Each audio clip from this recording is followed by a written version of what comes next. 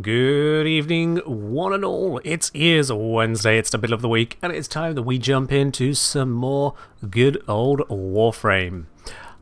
But first... Excellent work, Tenno. This will help our cause. First smile.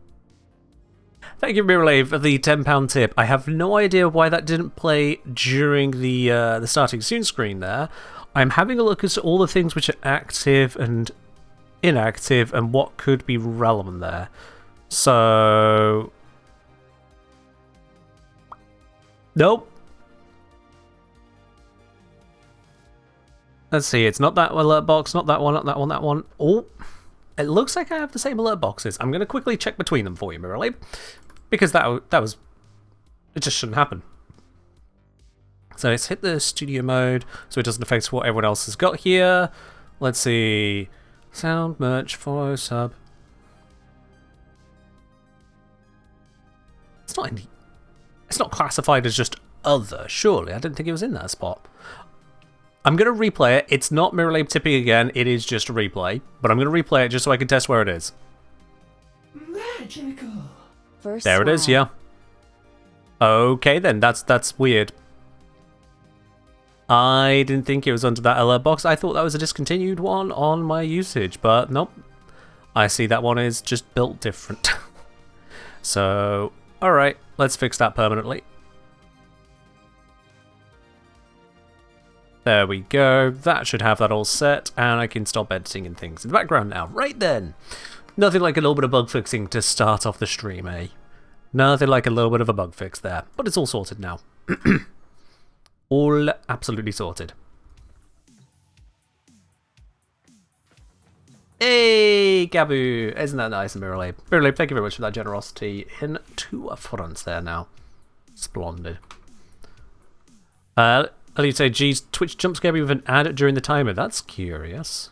You have a teapot next to your name. How did you get an ad? That doesn't make sense. Anyway, that aside, because otherwise we could be questioning things forever, what we are questioning today is damage attenuation. I put out a request a few hours ago asking for people's opinions and perspectives on the changes of damage attenuation, and I got quite a number of responses. So I have put together all the details here, and I've broken it down both by the individual and the comments they made, very, very briefly summarized, as well as by enemies and the general opinions on them. So interestingly, I've got here that of the ones mentioned, we've got Acolytes, Archons, Babals, Dedicants, Demolishers, the Fragmented One, Legocytes, Lephantis, Lichers, Thumpers, Necromechs, and a Zealoid Prelate. So 12 enemies in total, or 12 groups of enemies in total were mentioned there. And pretty much to a T, they were marked as easier, in some cases too easy, although there was some note that Acolytes seemed to be a little bit random feeling, times harder, times easier, a bit of a up in the air one in comparison. And considering what we had with Zaku, I think it was, just the other day, yeah, there are certainly things that do struggle against the Acolytes. Other mentions were of Archons and the Disruption Demolishers feeling just straight up too easy at times. But overall just things being easier, a lot of celebration about the 1999 units, in particular the Babals and Dedicants, no longer being anywhere as much of an issue. But we're going to be having a more focused look at these, as well as the ones which haven't been mentioned. I had it open earlier, but stupidly I appear to have closed it in setting up everything for stream. Hold up, one moment there. So we have the Valis Undermined and Valis Undermined Hotfix 2. Both of those are very, very important. Because if I bring up damage attenuation changes on the Undermined, which gives us the broader spectrum of why actually was changed, but then in Hotfix 2, they removed attenuation from Dedicants, Demolishers, the Deimos Jugulus, Deimos Saxum, and Saxum Rex, Rogue Necromechs, Void Rig and Bone Widow, including Demolisher versions, Amalgams, all Empyrean units in Corpus Proxima that had it, Errant Spectres, Gruslings, Necromites, which always confused me when I saw that on the listings, Sister of Parvos Hounds, the Tekrot Babau, the Treasurer, and all Tusk Thumpers, plus a separate detail to allow Acolytes and Infested only to be one-shot if you have the right setup. What the right setup is was not mentioned in the patch notes. But yeah, that was the general rundown there. So, good day, Ogren. So with this all in mind then, I want to be having a look at some of those enemies. I want to be looking as well at the ones which are still attenuated, because that is a little bit harder to cross-reference. So Acolytes are still attenuated, but they have a special one-shot accessibility. Adversaries are still attenuated. Archons are. Going down the list. The Eidolons have a new setup entirely to bring them into the attenuation folds. I'll be honest, I don't know how much I want to look at Eidolons, but it's a thing. The Imperial units were taken out, Spectres out, Grozny out, Oni out. Juggernaut should still be damage attenuated, so that needs a look at as well. Legacite still attenuated. Lephantis is attenuated with the new system. Mocking Whispers should still be affected. Araxia is still affected. Proteus still affected, but that's just in a quest. Not the Necromex, not the Dedicant, not the Hounds. Technocytes, Coda Duets, which is basically just yet more of the adversaries. Babals were taken out, so they're not a concern now. The Fragmented is still attenuated. Void Angel still attenuated. Zealoid, Prelate still attenuated.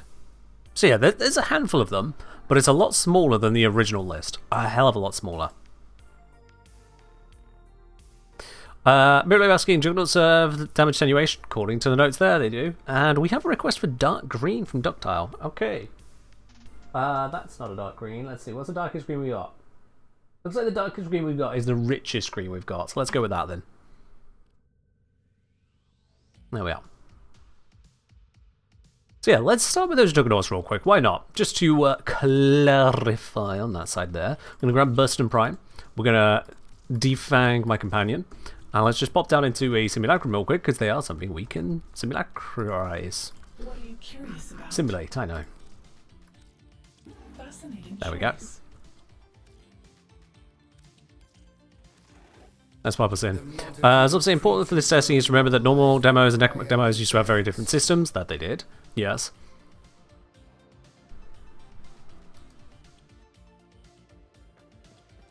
So let's pop us into the ballroom sim. Here we go. Okay then. So if we just grab us a what's it called? Juggernaut. We'll grab a normal Juggernaut. Let's grab 5 of them. 5 of those, 5 of these. And we'll notice that they have different weaknesses and vulnerabilities. So just change how you approach things. And I'm setting them both to Steel Path. There we go. And you can tell the difference between them because one of them is red and the other one is orange. Yay!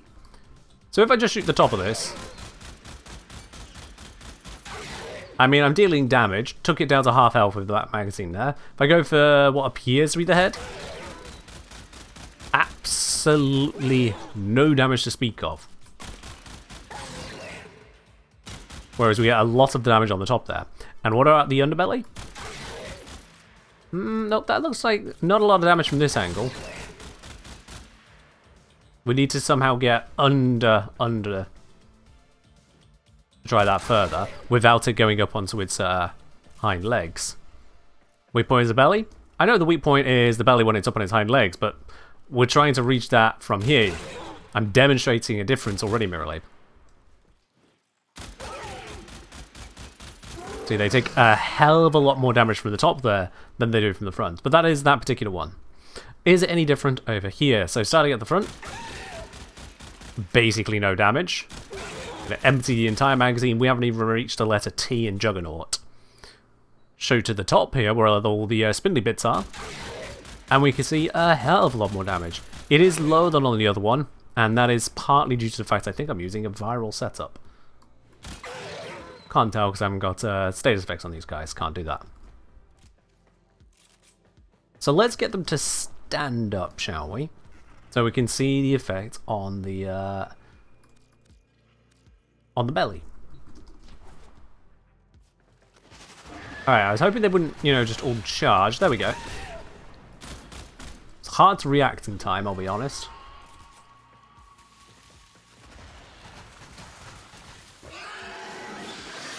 Oh, and we're getting extra spawns as well, because they spawn normal enemies.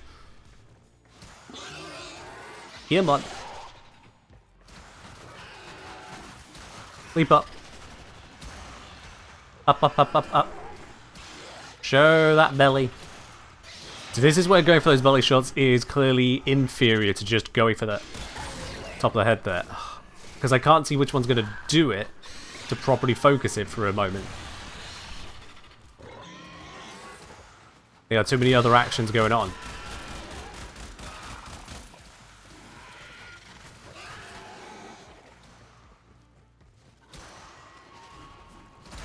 Nope, nothing, nothing. Speeds through me. Alright.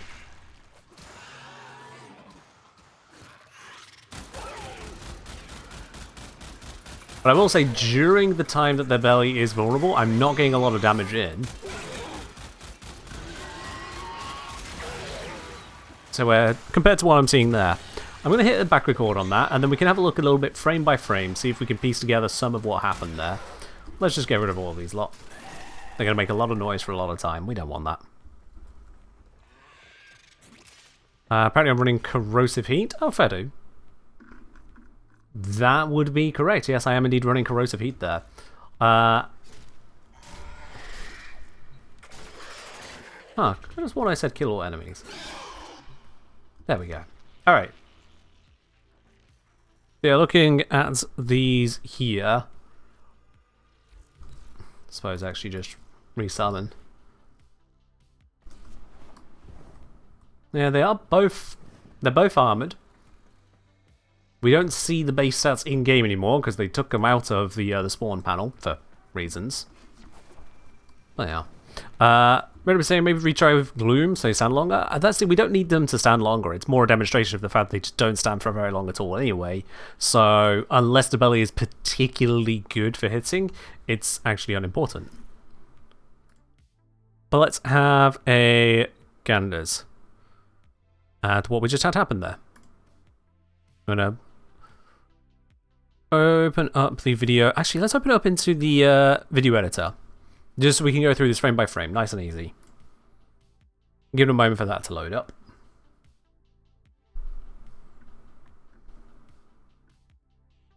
Because what I'm wanting to have a look at is the difference in damage as a result of, well, basically as a result of hitting the belly or not. So if I now go to the recorded video, slap that in, and then let's bring this up onto screen. There's nothing concerning in any of this. Nope. Good.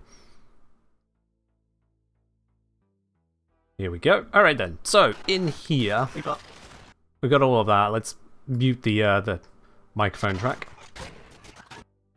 And it was towards the end where I got that lovely shot of shooting at the belly. There we go. So we can compare, actually we can compare a few bits there. Ooh. So, let's have a look there. So we see shots piling into it, and I am landing status effects as well. We're seeing hits in a few thousands on the yellow, in the high thousands, and then about double that on the orange, which is good. And we're seeing similar on this one, so we're getting all those status effects in. Once they land, the status effects stop happening, don't they? Oh wait, no, statuses are happening there. Could have sworn I was going for a period where I just wasn't landing statuses. Let's just kill all that audio. It's probably horrible for people unused to that. And look at that spread of damage. As I fire that cluster of shots, the first two land for 7.4k basically. First few of them. And then suddenly here we're getting 691 and 369. As we move off the weak spot onto the body. More body shots, 369s. And then we're hitting the belly again, it's back up to 7.4k. Hi, hello, there. And some a little bit higher, as the procs kick in as well. Moon! Hello there once again with that lovely 32 months of support there. Much appreciated. Cheers, Moon. Cheers indeed. Yeah, as we just pull that back a bit there, I just want to reevaluate that. So, these first shots, not a single status effect, nothing, not a peep.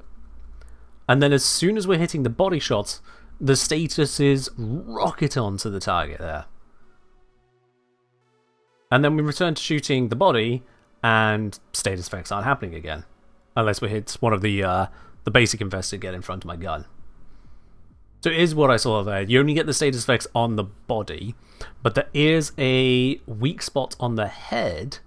Sorry, on the spine, really. Where you get just as much damage as you would shooting the belly. Just as much. Because we can see this spread of them that come out here of like 9,000, nearly 10k on the yellow crits, when before they were like 7.5k, and that's because of the status effects in action reducing the amount of armor, so increasing the amount of damage we deal. So we are seeing that in effect there. Curiously, is that some orange crits jumping up to 28k and 50k? I think that must have been... Yeah, there we go. Right there. That is when this infested comes in and swings his back into the side of the gun. Donk. Just lights him up there. That's why we see just a handful of much higher numbers for a moment. I'm asking, was it only on the Deimos Juggernaut? Well, let's go back. I don't think it was. I'm fairly certain it was both of them, but let's just go back to that real quick.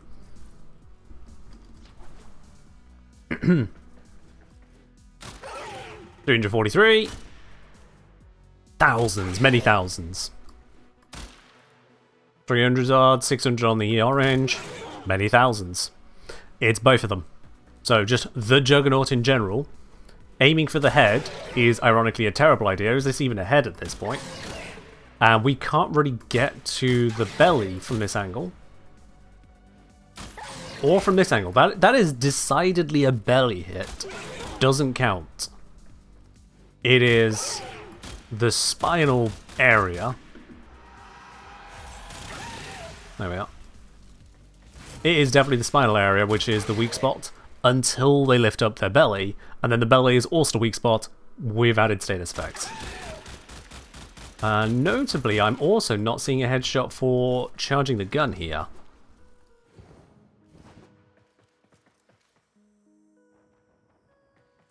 Crescendo. Da Vinci is definitely a scary program to get into if you've not gone through any guides or tutorials and whatnot, and to be honest, there's huge portions of it that I still do not utilize, simply because I've not needed to utilize. It's one of those things where if there are better ways of doing what I'm already doing, I'm probably not going to come across it. But if I come across something where I can't do it, then I'll find out how Da Vinci does it. Same with a lot of programs, really. Let's quickly grab the... Oh, Zenith. There we are, that's what it's called. I just wanna know where it thinks I should be going for this. Yeah, so that is highly suspect. It appears to be pointing me at a weak spot. Certainly doing quite a bit of damage there. But at no point was that charging up the Incarnon. At no point was it doing any such thing.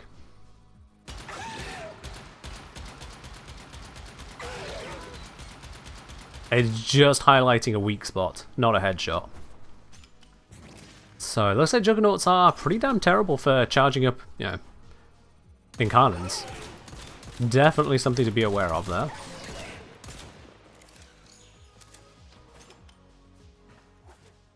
Hello, Centaur. Hope you're doing well.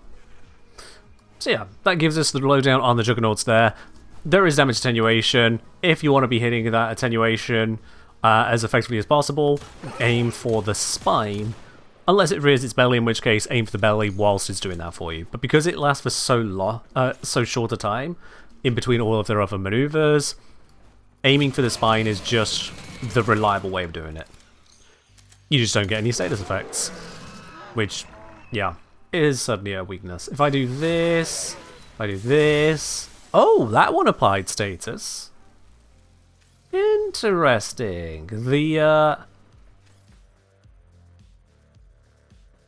plot thickens. So if I do this... No, no status on any of them from that. Nothing from that. Nothing from that. But that does apply status with 0 damage. Status with 0 damage. Is it because I'm using pure toxin? Hold on, let's apply heat to it. Okay. The heat's dealing damage, but the toxin was not.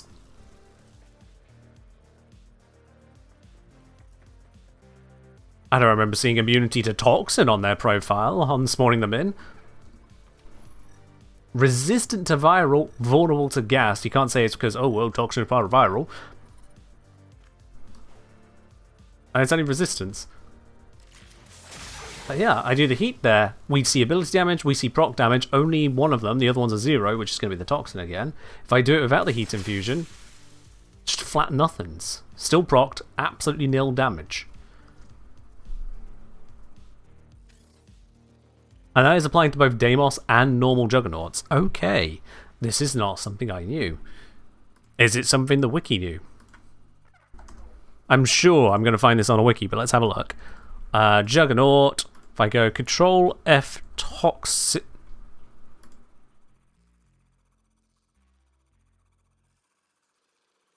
Interesting. I'm going to go get a pure toxin weapon for a moment.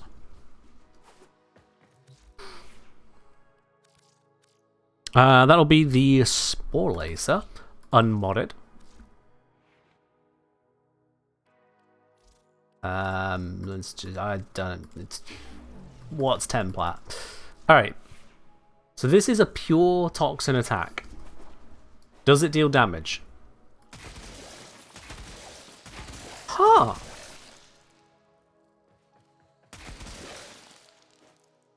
Huh. Well, that's news to me. Is that news to anyone else, or am I just the last one to the party on this? Because I don't remember them ever having total toxin immunity like this. Is there a way to learn this power? There are a lot of frames I would like to know. Juggernaut adaptation, immunity to toxin, lowered resistance to everything else. Hell, I think just immunity to toxin will be a mod some people would slot.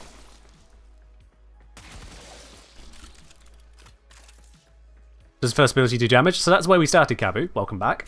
In that, no, it wasn't doing damage. But it was doing damage if I infused a not toxin onto it, like heat.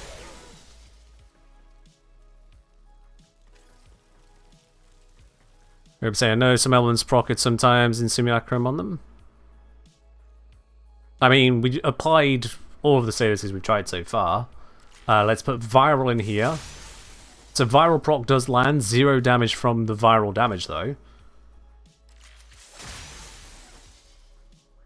Actually, the viral proc hits but doesn't stick. Okay. Electric. Electric deals the damage, hits the proc. Cold. Damages and procs.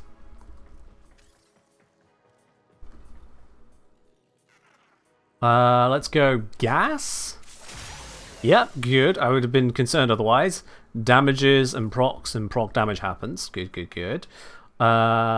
Corrosive damages. Blast. Just wait for those procs to go. Yeah. Blast. Damages and damages again as expected. Magnetic. Damages and procs. Yep, yep. Radiation. Damages and procs. But viral and toxin both are completely useless, with the viral proc even being deleted whilst the toxin sits there and does nothing. Just 0, 0, 0. Huh. Well, that's a new one to me. That is... The more you know. The more you know. I knew that viral was just weak against these guys in various ways, and that some of the Deimos ones were straight up immune to it. These guys, no matter their form, viral doesn't work, toxin doesn't work. Straight up. The only benefit you get from toxin is the toxin proc lingers, and it allows you to use condition overload effects off that toxin proc. That's it. Now, the other thing to take away here is that these guys, I'm applying 0 status to them. Through almost every means I can attempt... Oh, I got some damage there. Oh, it might have been impact. Because doesn't this have impact on the direct hit? Does it? Does it?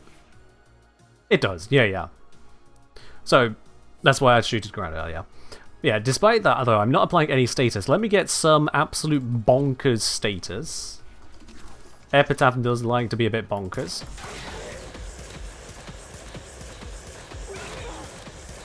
I mean, it looks like no matter how I shake this, I am not getting any status effects in on these guys. Nothing. They are status immune, as so far as it appears.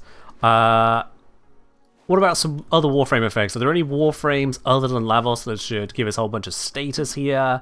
I mean, I'm not going to go with Noko because Toxin or Viral, both just no bueno. Let's go with... Alright, let's start with the Shock Mode. Just out of curiosity, Shock Mode. Wrong one. Shock Mode. Does damage, no electro proc. Interesting, okay, next. Citrine? Yeah, let's try Citrine. That's a good shout. Let's see, how far down do I have to go for Citrine these days? There she is.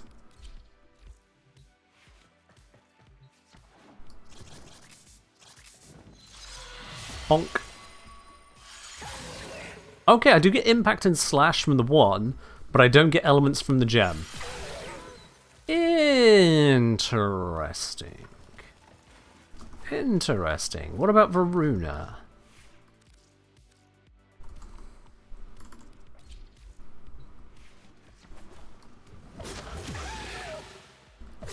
Zero status. Flat 0. Interesting. Melee saying electric on a melee influence should get electric on them. Well, I have Azorius equipped, so. Fah! Mirrorlab, at this point, I'm wondering if you've put something bad in your tea, because this is you wrong again.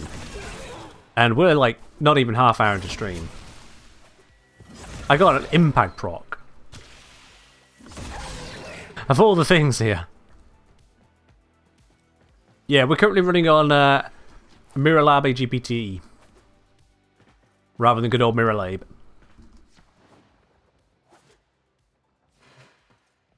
Well, not everyone can know everything about Warframe. think you need a different enemy to taxi it to them. So that's a different process entirely. That is a different process entirely. That is moving the procs over rather than hitting with the procs. And you could use that same process actually to put viral onto acolytes, which shouldn't take it.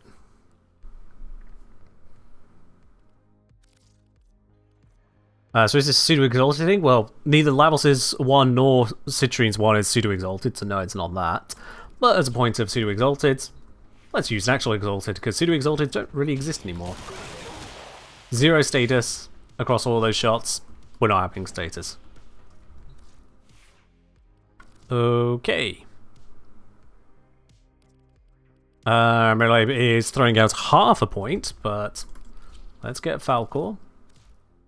Let's waste an adapter on influence and see if we get something different.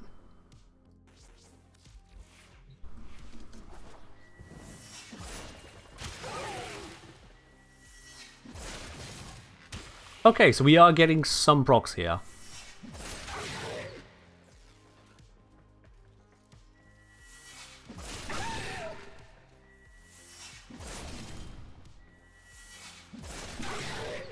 Far from consistent. And for some reason, Influence just said nah.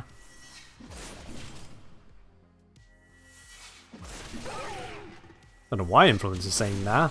Spent the good old adapter on it.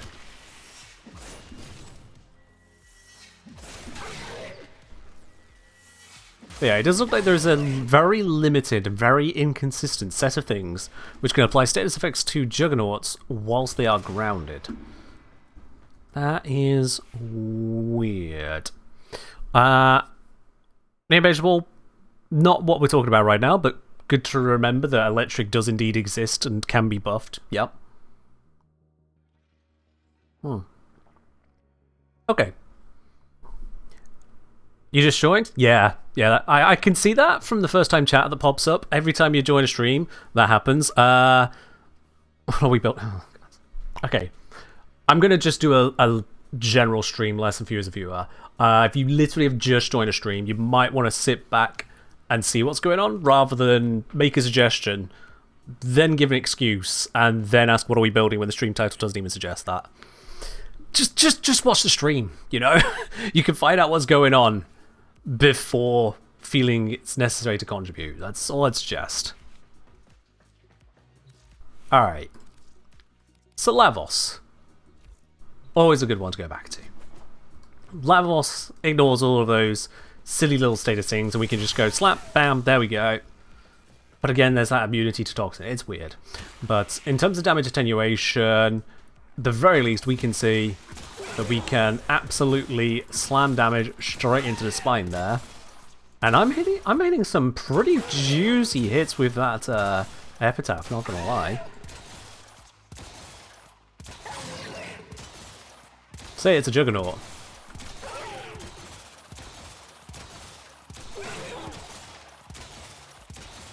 And down. Yeah, not bad for the primer. And I wonder if they can get other procs. I will leave that as an exercise to the viewer. My curiosity is not how many different procs can we apply to them. My curiosity was a lot more of the basics there. But if you want to mess around with procs which basically don't matter, go right ahead. And I will insist that Tau and Void procs on Juggernauts basically don't matter.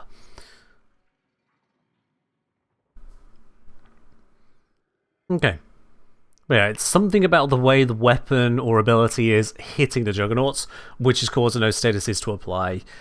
It's a consistency inconsistent thing from DE there, and we're not going to tease that one apart without getting completely lost in the source. Anyway, that aside, we can be fairly certain that we are seeing indeed damage attenuation there on those Juggernauts. Let's do a quick little... Shufty, not with you. Let's go Torrid.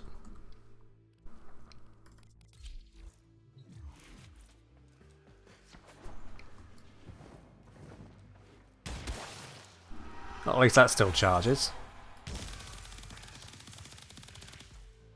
I may have brought the wrong damage type. Let's just Lavos it.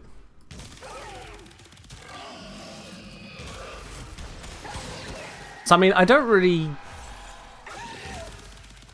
think it cares about what your DPS is supposed to be. That just tears them apart. I mean, look at the scale of some of those hits. To say we're hitting so quickly with chained effects as well. Oh, the heat ran out.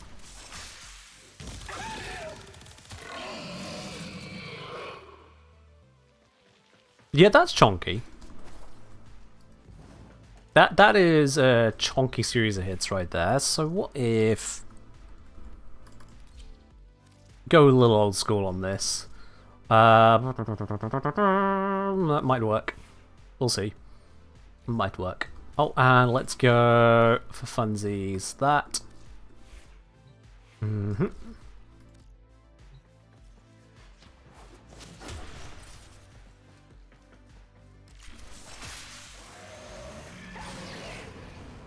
No puncture procs. 2 shots, not bad. Stack up the damage. 1 shot.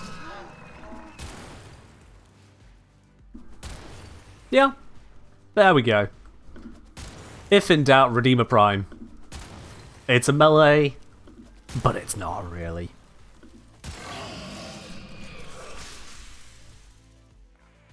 You think you can live?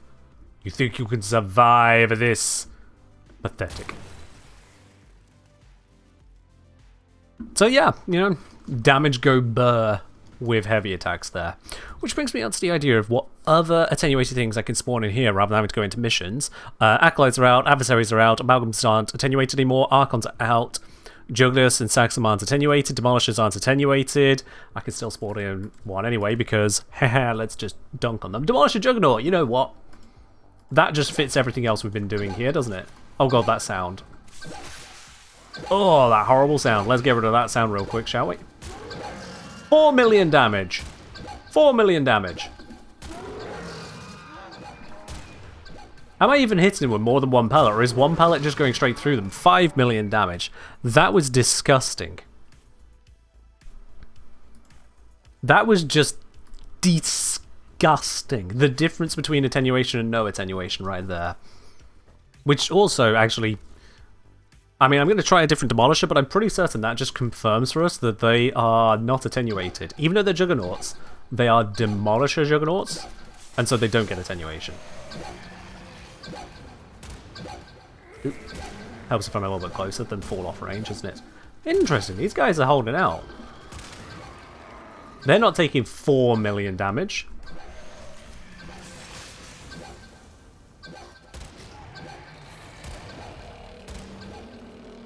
I wonder what makes them different. They don't take that much. The heat proc is still absolutely murderous on them. But yeah. What's making them so different? No matter. And if it was a machinist, we just need the one of them. Hi, 5 times redeemer to face go, what? Damn, what a shit life he had. Yeah, demolishers go burr. Okay. Continuing down the list of them. Eidolons can't spawn in. Imperial units aren't attenuated anymore. Same with Spectres, Grosling and Oni. No, Oni is attenuated, but we can't spawn it in. Juggernaut, we just tried. Legasite. Don't think we can even spawn Legasite, can we? No, we can spawn a Legatus, but it's not the same thing. Not at all. Lephantis, again, we'll need to test it. Mission, Mocking Whispers mission, Necromite doesn't count. Rexia mission, Protea is just a quest, don't care. Necromex had it removed, yep. Not alphabetical, and that makes it slightly more painful, but whatever. Dedicans had it removed. Out of curiosity, how does this feel against a Dedicant? What am I doing? Let's spawn 5 of them. Hey guys! Don't mind me, just got a little sword. 2 swords. And a gun. Oh, that's just disgusting. I can actually just leave them to bleed out after that, can't I? That is beautiful right there. That, oh. Oh. Oh, that was just gorgeous. I mean, not only the hits, but the fact that the heat proc actually did something. Oh! Okay. Yes, the Oni can be intentionally one-shot. I don't know the conditions of it, but it can intentionally be one-shot. So that is good as well. Alright, Sister of Parvos Hounds had it removed, so it doesn't count. Technosite Coded Duets, we can't spawn in the simulacrum. Techrot Babao, can I spawn a Babao? Have I actually scanned the fuckers? Nope. That's on me. Alright, I'll need to get around to that. I will need to get around to that. What else have we got then? Fragmented All Variants, obviously can't spawn here. Treasurer had it removed, so it doesn't count. Tusk Thumpers can't spawn here and had it removed. Void Angel can't spawn here. Zealot Brother can't spawn here. Most of the stuff can't be spawned here. Fair enough. Alright. Okay. You say about never finding the weak spot on those demo thrashers. Well, as it so happens, we have a weapon that lies about that. So let's see, what lie will it tell us today? I am just as curious as you. Before we go out on these other bits, let's just bring back all of it. Let's bring back one, you know. We only need the one. Try level cap equivalent mob. And how would you go about that, Ozoko? How would you go about that? Okay, your weak spot is apparently somewhere there. 11k. 11k. Uh-huh. 5k. 5, 11, 11, 11. Wait. Oh yeah, I'm heading back there. That's why the orange was lower.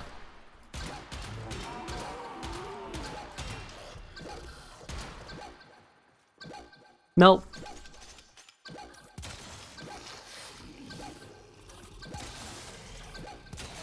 I can just tell you it's stronger from behind than it is in front. Now, one of the new corpus enemies. One of the new corpus enemies. Or Xmas Manic Bombard, you think... Sorry, no. Xmas Manic Bombard, you think is a level cap equivalent? On what basis? What are we measuring here that you call level cap equivalent of an Xmas Manic Bomb? Oh, it's Manic. Drekka Manic Bombard Xmas. I apparently don't have. That's unfortunate. They are fucking rare, aren't they? I can get you a corrupted Bombard Xmas. Oh, let's get rid of the beeping. Let's spawn in a few of these, because my X has gone down. I need my combo back up.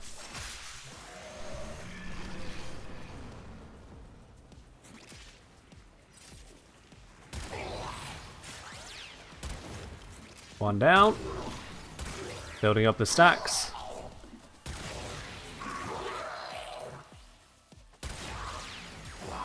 And now with full power. Nice. Hello, Jason. Things are going well. Just get a couple more of these in. Nope. What's that? Gotta get a little closer. Huh. Oh, I didn't turn on the heat buff. That's why. I was wondering why that didn't work.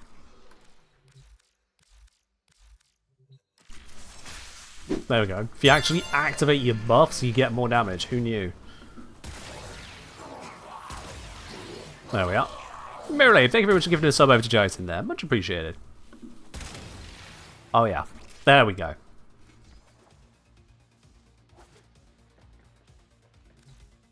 Okay. So let's see. If I go onto L Wiki here, so Manic Bombard. Set to Xmas, set to level 200, set to Steel Path, effective hit points 43.6 million. Okay. And then if I go Corrupted, what, Lancer? I think is the unit you're on about. You didn't name it, but I'm guessing that's the one you're on about, Zoko. So that's a 9999, Steel Path, effective hit points 14.7 million, yeah. Fair do, yeah. A Manic Bombard Xmas would be multiple times higher effective hit points. Damn.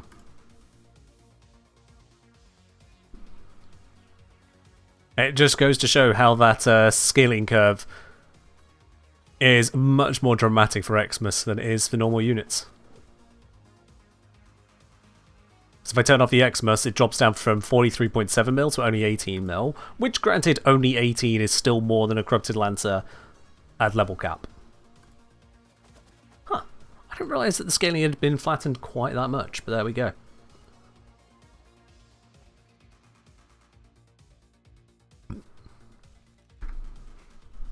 That's wild.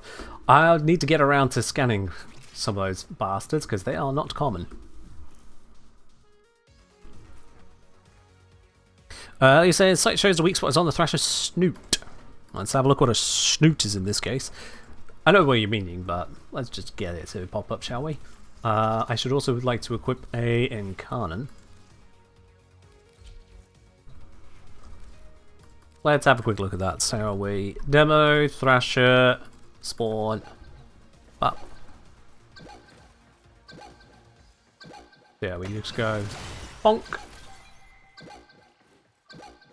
Boy, howdy. Wait, so if I hit that bit there, it's not... Oh, it does charge there as well. Okay. Yes, calm down. Seriously. Stop moving. Bruh. Why is an enemy with no AI this mobile?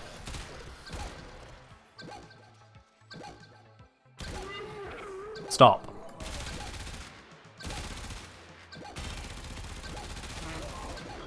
Okay. Now, we are also getting buffs from this for weak point damage, that is effectively breaking the math on it. But now we know where we're looking. Let's go switch out of this.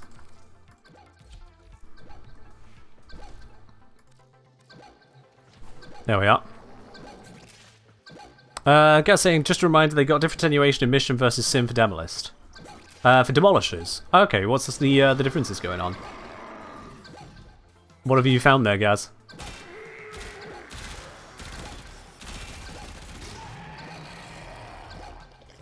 If there is a...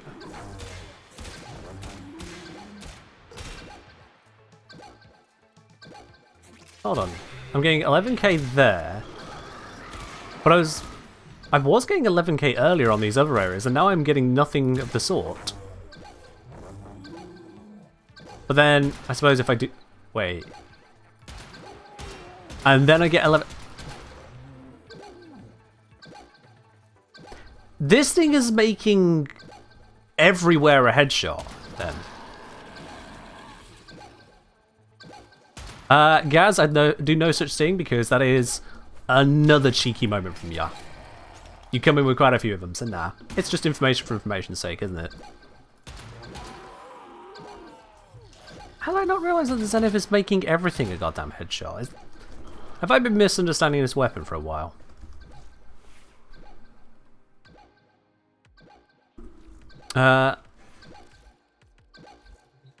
Was I seeing 11k on the suit in semi mode? Let me repeat what I was doing there for you, Ellie. So, oh, that thing's gone. Fuck's sake. I really hate simulacrum at times. I really do. Okay. So, shot there. Looking at the crits. 2k crit. And then here, 11k crit. But then, let's fire that all the way over there, so it hopefully shouldn't be in range. What happens? 11k... 60 odd k. I take it back. This was disabling the headshots?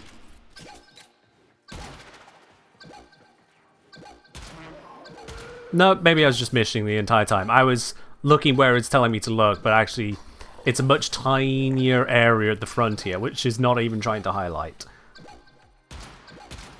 Yeah, that's what it was. Never mind. The whole time the Zenith was just pointing at something that didn't exist. Fucking damn you, Zenith. Useless ass weapon. Useless. Never mind then. Okay. Brings me to a different point. This is more of a matter of personal curiosity. I know we're getting like 5 tangents off now, but it's important.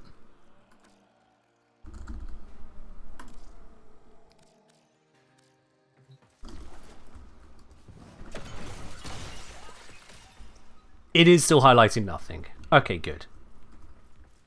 I know I've checked that before now, but I wanted to be certain nothing had changed. It is still highlighting absolutely diddly squat on there.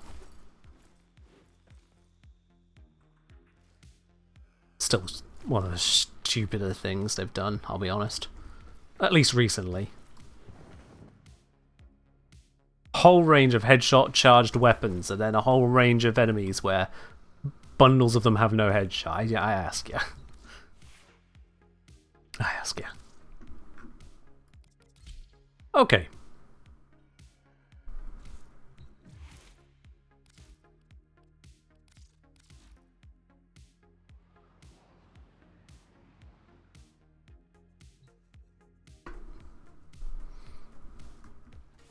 Either Gaz has got a lot to type or has given up on sharing info. Fair enough.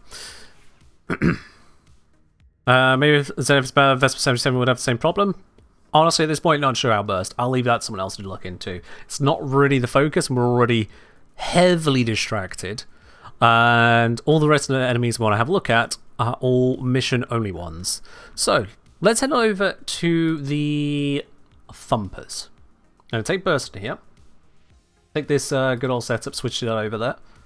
I just no need to apologise, just not what we're focused on is all.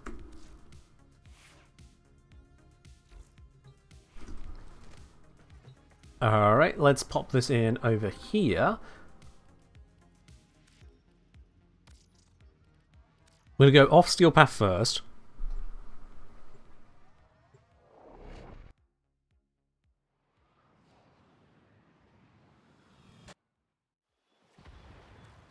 How the children admire your good deeds, Tenno. I am pleased. You have accepted what so many have feared to try. Let's go, go, go. Give this a whirl. Our beast is wounded, but still kicking. Every time a new head grows, we must chop it off. Sending you after the latest Veilhead boss killer. You know what to do. Doga! Our target is nearby, but won't engage us until you force the issue. Yeah, man, where are you at? An enemy drone has crashed in your area. Where are you at, Thumper? Escort it to safety. Proceed to the waypoint if you accept this mission. Couldn't care less, Lotus. I'm looking for the Thumper. Do you show up at night?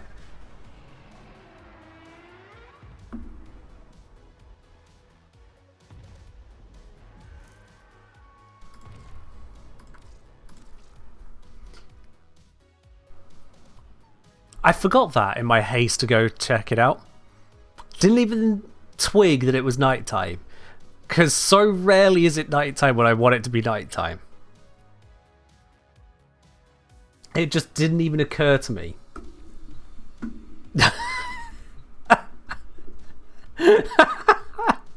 Fuck this game at times. The time gates that just pop up out of nowhere on you. 26 months, and implantly on transmission fluid. Yo! Hey, yeah. Thank you very much for the 26 months of support here. Much appreciated. And also, great news for you there.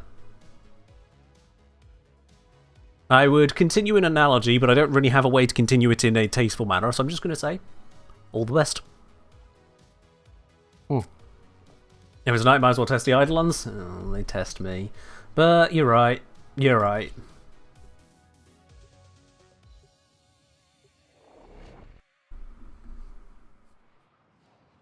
Let's pop ourselves in.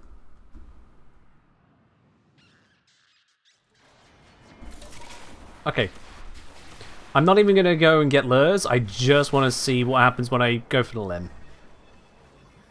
There's a lure right there whilst it spawns. Next, you attempt to take control of it. Really, Noko? Is that what we do? Alright. I'm on the wrong focus school for this, but we're going to do it anyway. Stop being immune to that, thank you.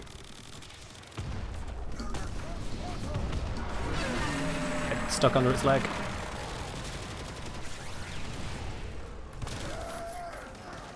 Rip to that guy in particular.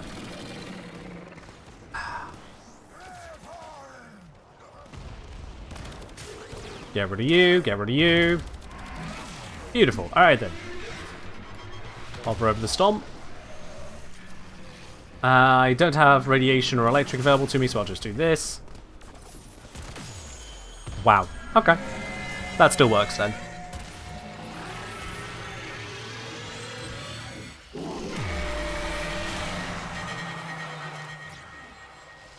And you're going to go off and away because this ain't charged. But yeah.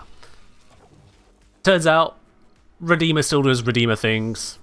Lim still got one shot. No problem whatsoever there.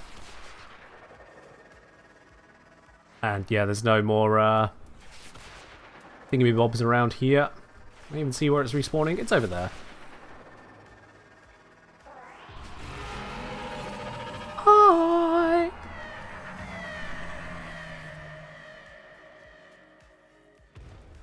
Oh! And what do you know?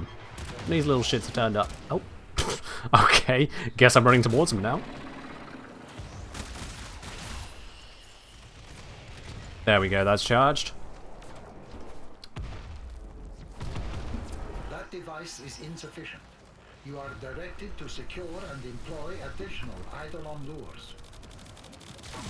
There we go. Raw. Damage. And you know what? Let's actually use the Burston. Yeah, that worked.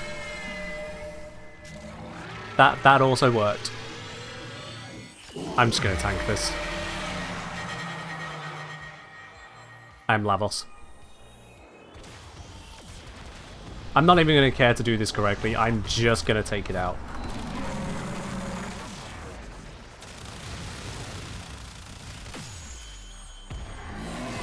Just to piss off Eidolon Hunters, if nothing else.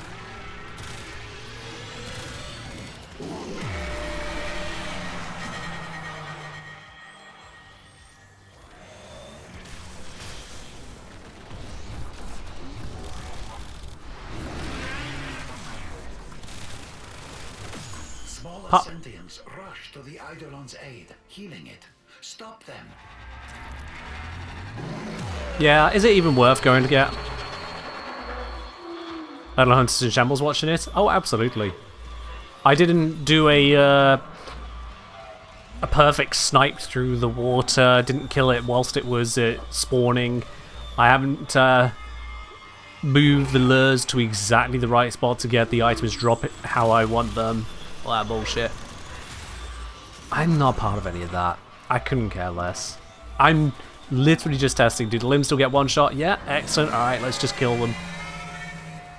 Come on, stand up. I got other things to do. Perfect. And now for the worst sound of all.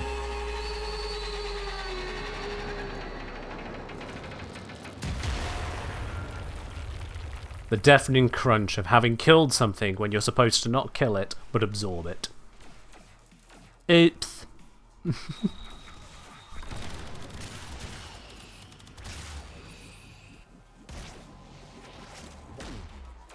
Huh. I thought that would actually hurt it. It's extra annoying solo, because if I move away from the area to go and get more lures, I come back and all these feckers are despawned. So then you come back without it charged. Solo, it's just... entirely because of spawning mechanics.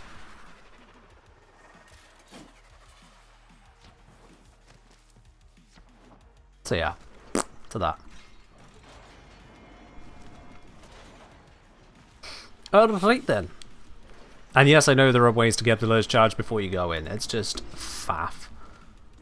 Most of every guide I've come across to Eidolon hunting has basically come down to, here is the faff you can go through to skip the mechanics.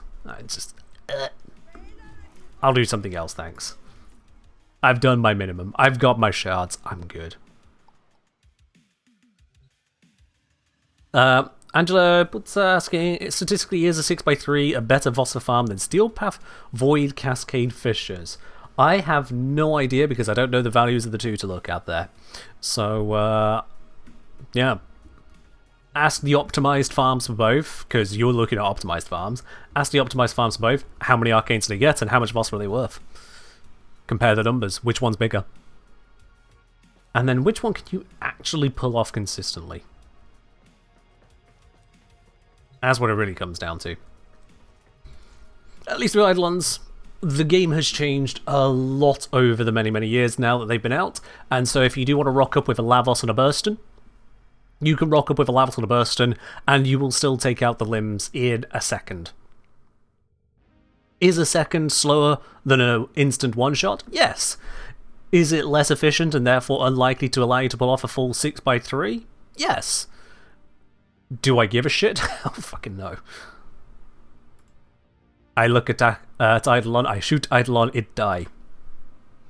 That's good enough for me. That is good enough for me.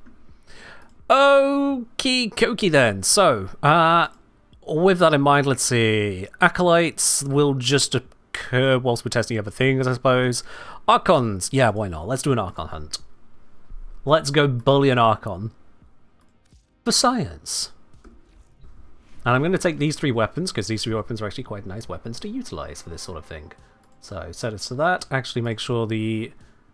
Yep, it's on the Elephantis Killer setup, so that is just fine. I did move it over to A. Archon Hunt, what have we got? Sabotage, Interception, and Showdown. Alright then. Let's just get these banged out nice and quick.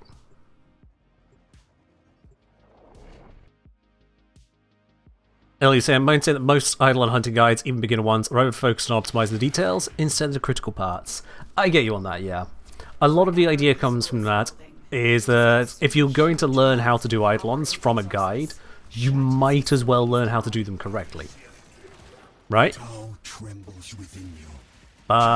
Learning how to do them correctly requires learning the mechanics, the side mechanics, and the niche, dare I say, almost glitch mechanics to bring it all together. Whereas you could argue that just knowing the fundamentals is enough to allow someone to at least enjoy the content.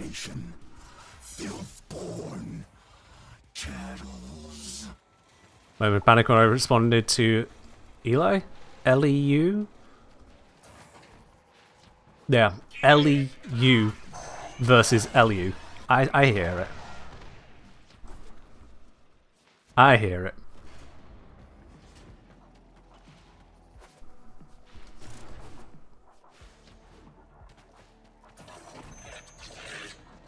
Just gonna ignore all these guys, nothing to do with all them lot. So sabotage, we just kind of go here, and then I haven't got... Oh wait, I can do this. That worked.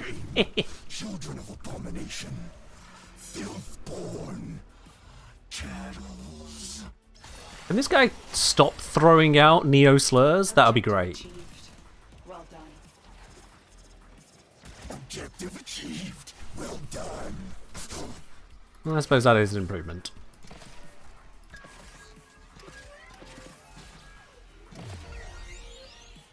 Now here's me just working on a computer and I'm being shot in the back by all these idiots.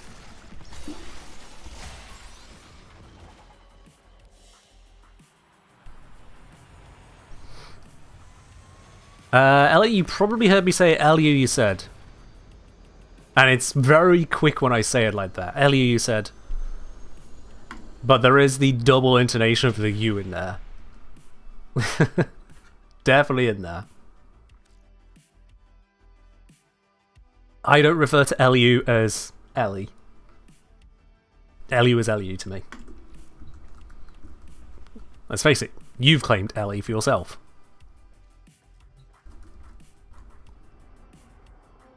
It's a bit problematic having two people named that close in parts. The frequency with which that happens is comparable to the birthday paradox. It's insanity.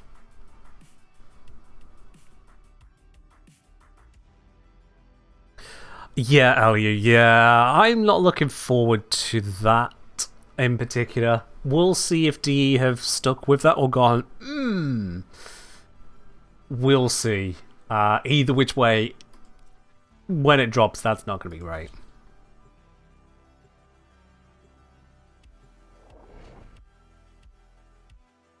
Am I an engineer in real life? No. I'm a Kengineer, but not an engineer. For Listen in. Past tense, Ellie, past tense. I haven't done anything geology for longer than some of my viewers have been alive, actually. How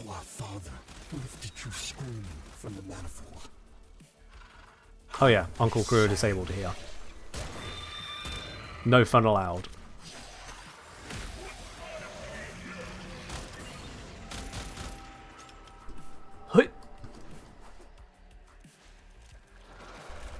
It is curious when you look at it.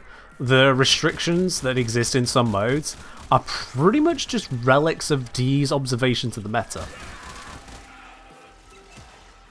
Whether it's here, when it comes to Uncle Crew, or in other places, the various limitations that exist, it is pretty much down to just what they felt was overly meta at that point in time. That's what they ban you from using.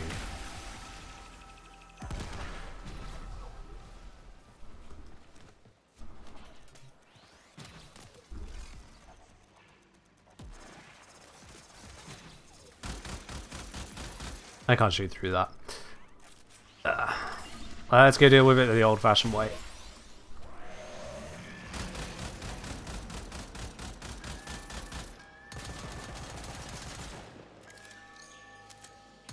There we are. No more rampart to deal with. Now just for everything else.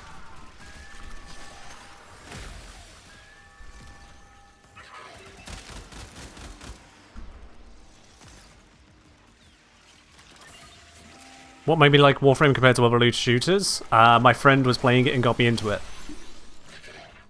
I don't think I've played other looter shooters enough to have formed a broader opinion.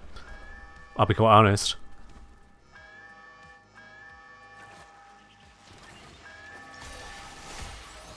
That was unfortunate. Did not land that even slightly correctly. Well, there we go. Alright, area held.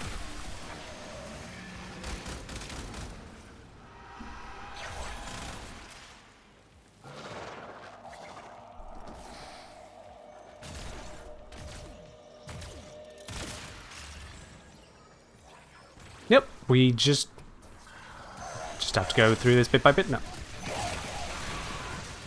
We just gotta wait to hit 100%. Kill everything in the process. A lot of them will be focusing this spot here, which is very convenient for me. I can hit that. There we go.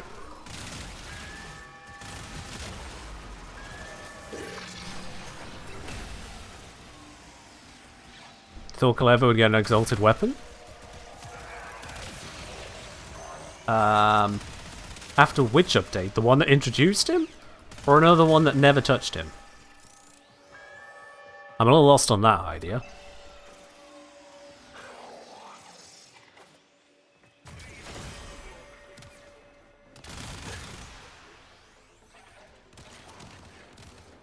Maybe I finished the Spread Fire Armor Challenge? Maybe.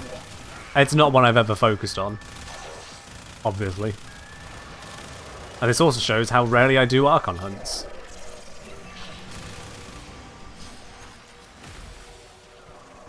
The one that reworked all the exalted weapons, including pseudo-exalts. Okay, but Kalevo never had an exalt nor pseudo-exalt. Why would they have reworked him?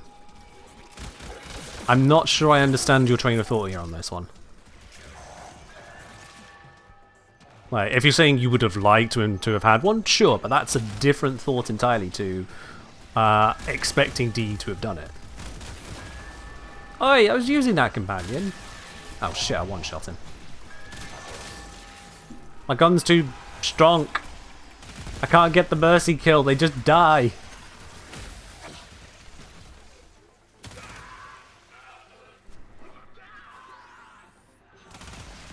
Where are you going? Oh yeah. One more wave to go. Already need the ramparts I can obliterate. Great ram, and the horns of him were crowned. If there is, there's not one immediately next to me. That's good. And upon his tongue, the Zariman flame. Maybe you don't understand how he works with melee weapons? Yeah. He definitely does not turn them into exalteds. Or anything remotely close. Clevo's 1 gives them a buff. Clevo's 2 heals him, if I recall correctly. Clevo's 3 chains attacks to hit other enemies, and Clevo's 4 is an AoE damage zone. Nothing about that is exalted in any respect or format.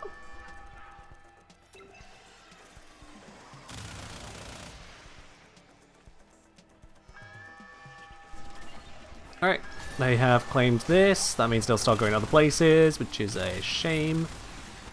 I like to keep the enemies concentrated when it comes to these missions, but yeah, it is what it is. It's what it's.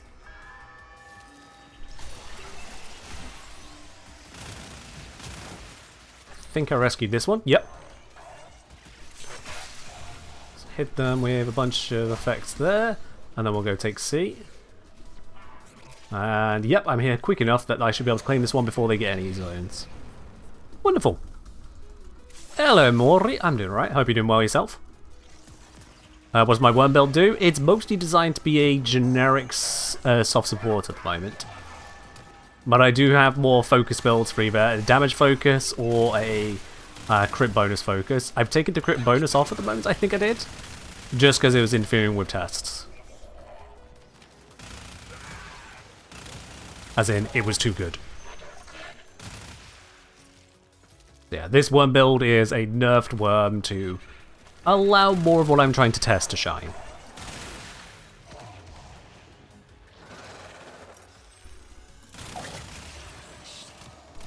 Right, so I've got all the enemies focused on this area at the moment, which is good for... Oh, God. Good for me, except when that happens. Because whilst they're focused on this one area, it's just one spot for me to defend. I don't need to go running around the mission like a crazed lunatic. You want to use Worm more? Well, use Worm more.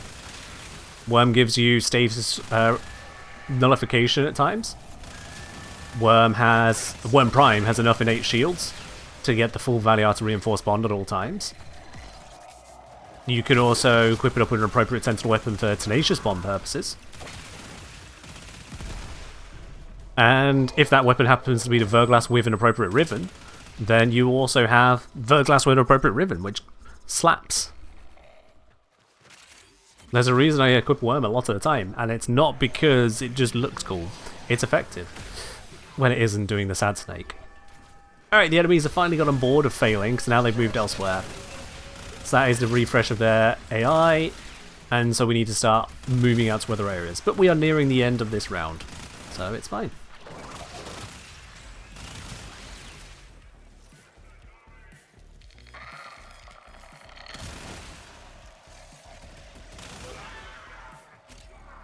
I'm just kind of broadly watching for the movements on the minimap to see who's moving where. Okay, D wasn't flashing on my UI, but thankfully I could hear where that was.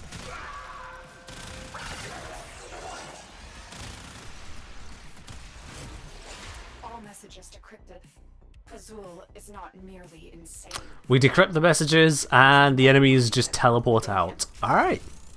Cool. Just admit it, Nata. You're scared to face the possibility. Yeah, fair enough, Kabu. Right. I mean, 85 plat's not hard to farm. You can get that in like an hour. Easy peasy. Maybe an hour and a half when you account for trading, if you've not got a lot of things to trade, but all well and good.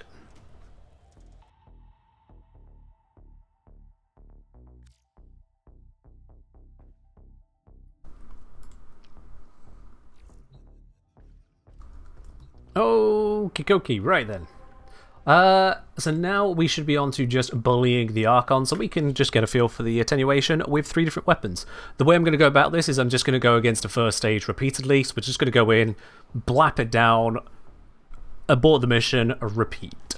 Archon Amar, That's how we do the testing. Azul has promised him. A number of times over I did that with bloody Archon Boreal for the How to One-Shot an Archon guide. Whew, boy.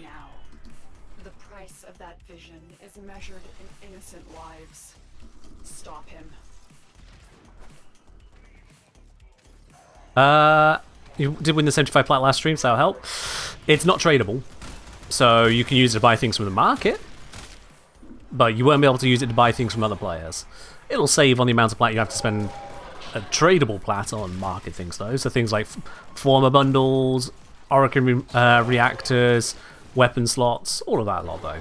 That you can spend it on, no problem. Amar, he will close the distance shockingly fast. When he Yeah, he creates teleported to me. Look, Unfortunately, immediately sent off to the next stage. That took no time at all. As we all know, burst and go burr. So what about the Redeemer? Will the Redeemer hit a one-shot? Will the Redeemer hit that one-shot? Let's give that another whirl. See what happens. Let's see what we do.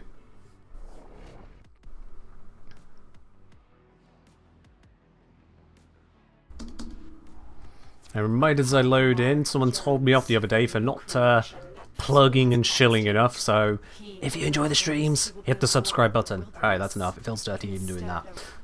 What he is now. The price of that vision is measured in innocent lives. Stop him. I got stuck with a grenade, no! There we are. Alright, cool. That should... Yep, that's given me all the combo I need. Let's skedoodle. Roll.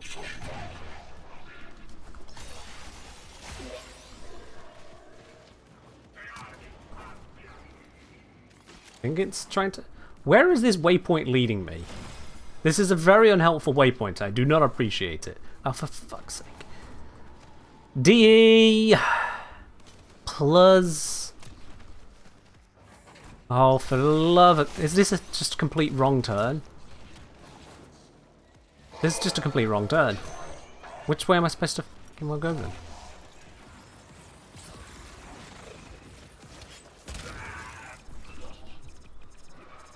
It's gotta be this way. It's gotta be. Wait, hang on. Yeah, so we come through here. Ah, this doorway. This doorway. Yep, let me through. There we are, that's gonna nail it. Whew! Yeah, the waypoint system does routinely just give up on us, doesn't it? Alright, he buffed that up. Damn, not a one-shot. Did I need to aim for the head? Well, that one did it. Yeah, maybe I needed to aim for the head there. Let's abort and retry. Let's go old school on this. I say old school.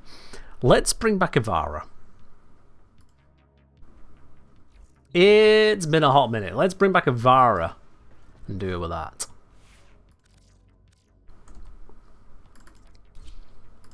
We grab the heck.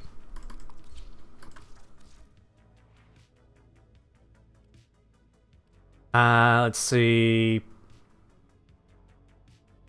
Honestly, this looks like it'll be okay. It's got Galvanized Savvy, which is not going to help too much, but everything should be fine. Actually, Savvy should still be fine. Yeah, no, everything else should be fine. That'll be great. Alright, let's just run with all that. Let's also... Do we want to do anything with the companion here? Actually, no. No, I don't. I'm just going to roll as is. That's enough thinking. That is entirely enough thinking. For what is merely an experiment.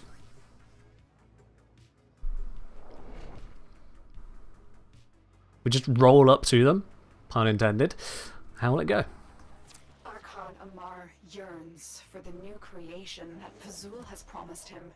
He imagines he will be a lord of the wilderness instead of one headshot, what he two is headshot. now. The price of that vision is measured in Hello, innocent you are not lives. headshotable. Stop him. 3 headshot. Quick little reload. And off we pop. Oh, I wanted to swap. I did a hold, it cast a bubble. I did a tab, it cast a bubble. I do a hold, it then moves around. Didn't expect to have a USB problem on Ivara, but there we go.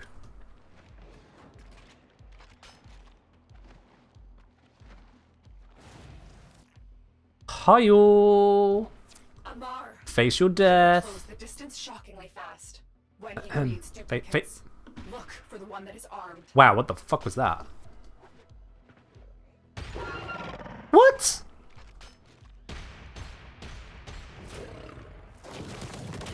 Well, that was an unexpected result, not gonna lie. It felt like the alt fire had the same damage as the normal fire. I wish I didn't have to reload the mission every time just to test this.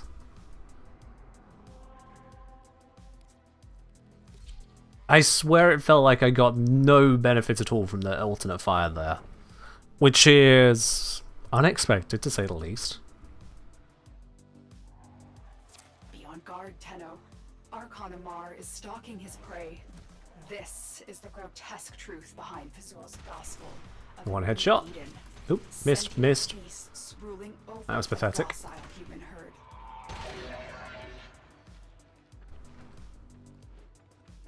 Hey, buddy, where are you going?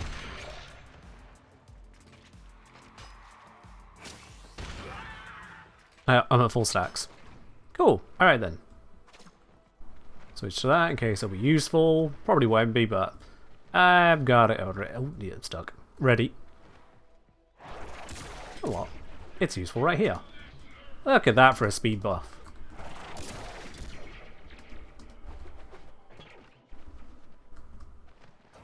There we are.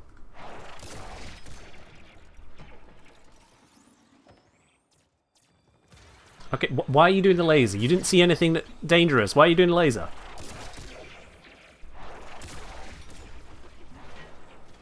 Oops. Apparently I ran too early. This is a much longer start than the previous mission.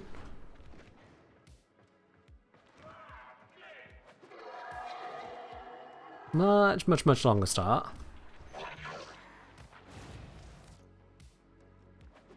Here we go. Alright then. He will close the distance shockingly fast when he creates duplicates. So if I just go normal tap, normal, normal, normal, that basically killed him. Oh, okay. Wow, these guys are a lot more resilient. Look at the hit point difference. Don't stop randomly and just turn around. What the hell's wrong with you? There we go. Okay. Big shot to head. Barely any damage in comparison. God damn, yeah. So, the coup of the heck has been inverted. You want to not use the mass amount of multi-shot on its alt fire now. That is weird. Ellie's saying the Amar voice line from Lotus seems like she's surprised to see him there. Yeah, I would guess from the way it's written, it's supposed to be Amar. Much more of a, here he is, this is the bastard, let's deal with him. But instead she has that inflection on it, it's Amar? Or Amar? What is he doing here? Why would Amar be at Amar's hideout? Obviously not. Not what it's supposed to be. It is an odd one, and it just goes to show the importance of even little details of inflection. But hey, it is what it is, really. Amar, Fazul's assassin. See, that negative there. Amar. Out against Narmer, much as Fazul himself tries to stifle the voice of Era within his mind. Bap.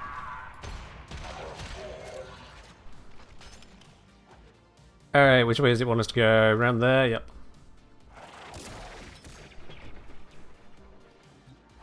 Oops, shit. Had a lot of velocity there. And then not very much, apparently.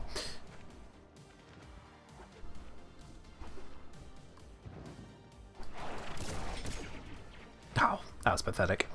Oh well.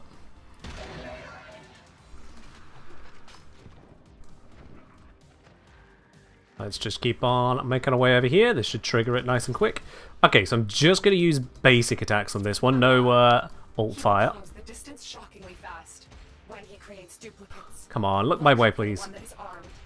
There we go. Yeah, you get the headshot. And bam! The damage just goes right through.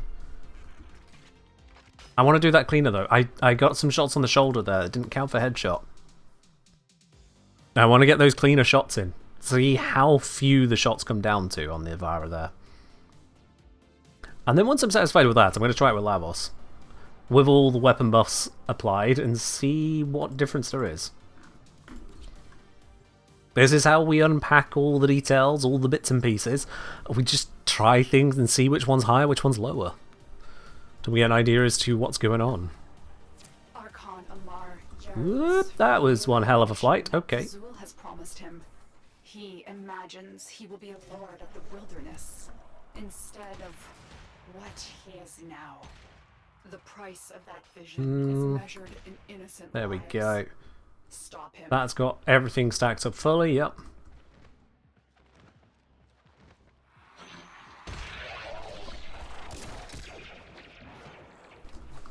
I keep on sprinting too early before I actually get fully on the dash wire, and so it's breaking my invis there. A little bit of human error. Doesn't cost the mission.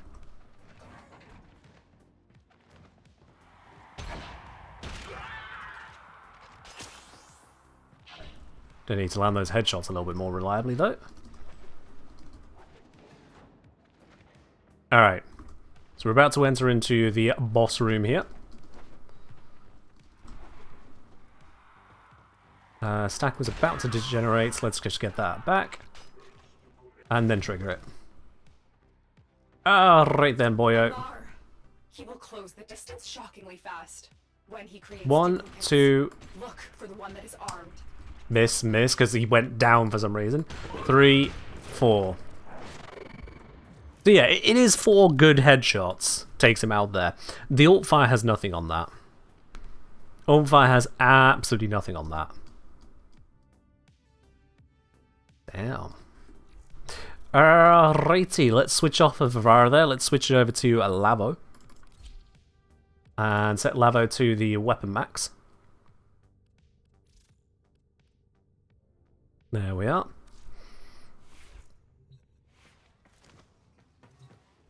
Particle velocity is lower, but it's Lavos. It'll be fine.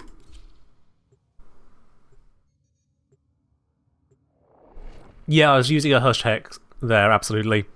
Silenced weapons are wonderful on Avara. And all it costs is your excellence slot. Assassin, used to silence those who speak out against Narmer, much as Plazul himself tries to stifle the voice of Era within his mind.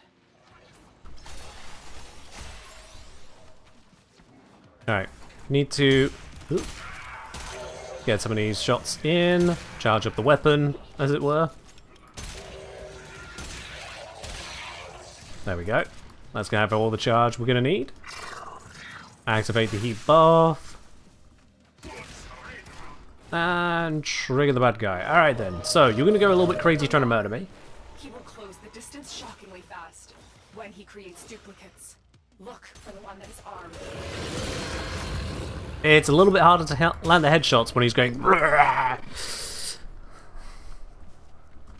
So yeah, we're just gonna have to roll that one again, but we're seeing similar results there.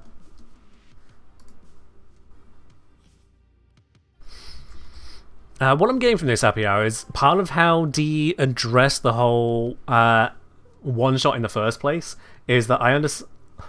Not so much understand, but what I would guess is that the damage per shot limiter might be taking into account multi-shot that happens instantly. Might. It's a guess. And so that would reduce the effectiveness of a bunch of shots hitting simultaneously without affecting the usefulness of a bunch of shots that happen milliseconds apart. The price of that vision is measured in innocent lives. Why they felt it necessary? Honestly, it's just game design. It doesn't mean it's correct, it's just what they've designed.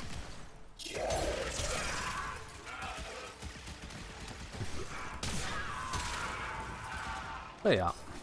We've got what we got. We're going to work with it. This is a very quick access to the boss room. Very quick. He will close the distance shockingly fast when he creates duplicates. Okay, so he does that, which is basically impossible for me to land the headshots on. 1, 2... Oh, bollocks. Oh, they didn't fix this bug.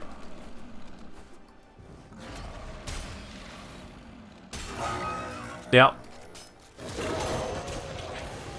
Oh, he summons as I was about to land that blow there. That's frustrating.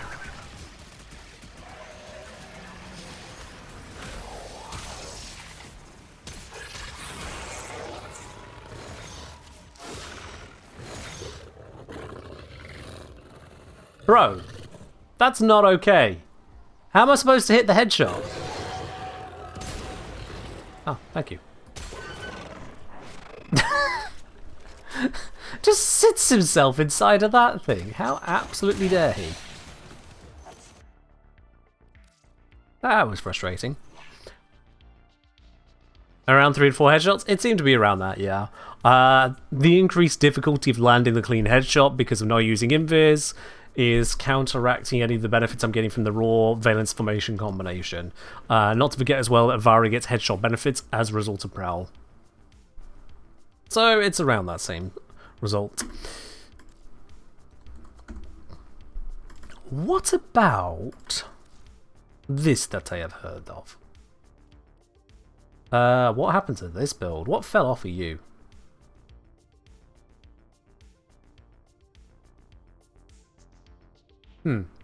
Well, gives me room to just use this then.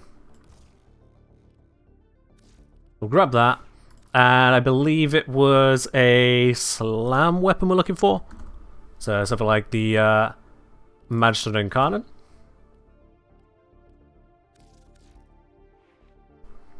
There we go. Will this one do? Why not? We'll just wield it. Petrostone, could you change the game today too? Sure, you got enough spanners. It's only 88 million. And a little bit more.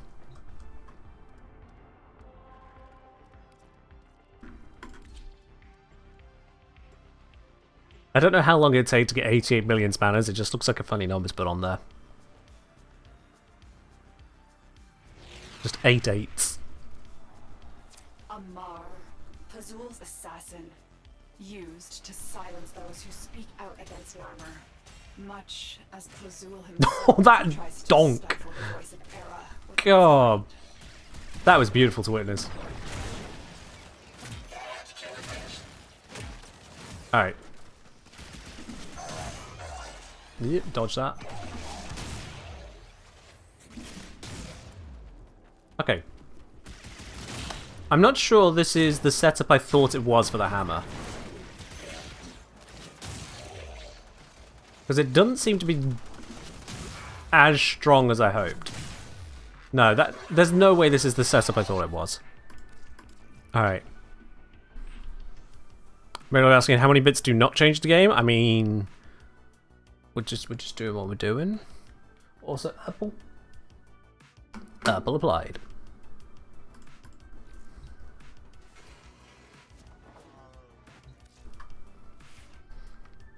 Am I using the wrong thing here? No,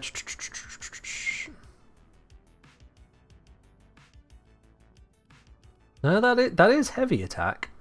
Yeah, it's got belly influence, but that's to just put more electric everywhere. But that is heavy attack. I just felt like shit though.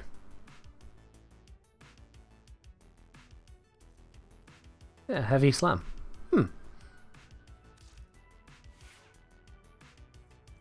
Did I remove something? Slam radius?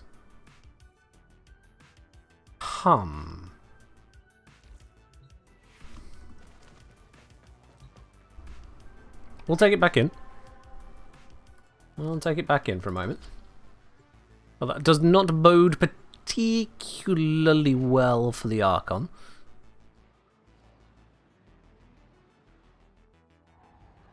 Archon Amar yearns for the new creation that Pazul has Just activate those, and then He when the energy imagines he will be a burst lord of the happens. wilderness Nice. instead of what he is now. The price of that vision is measured in innocent lives. Stop him. Oh, yeet.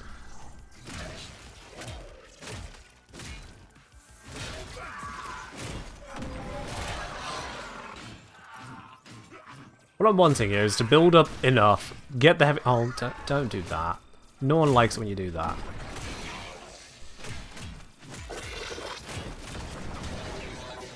Okay, we'll just slam to the side. Exactly where the enemy is not.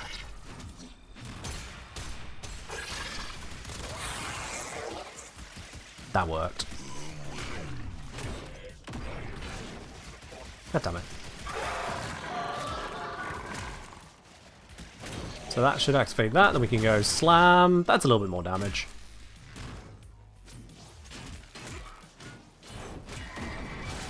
There we go, we got the Incarnate active. I think I'm still on Naramon, so I should be good to just roll out. How my expectation for the old piece? I'm not entirely sure I understand the question, I'll be honest with you. What expectations do you expect me to have?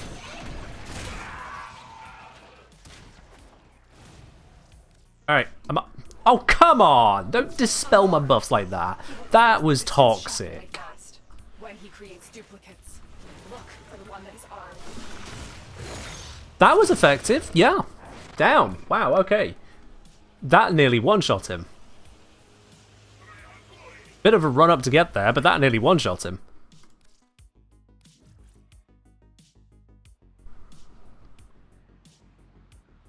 You hyped up for the Focus expansion? It'll be cool to see what D you're cooking on that, yeah.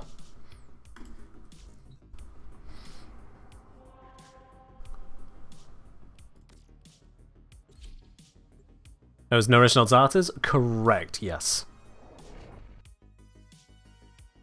Nourish for the more generalized bonus, which also then means that I've got an energy support.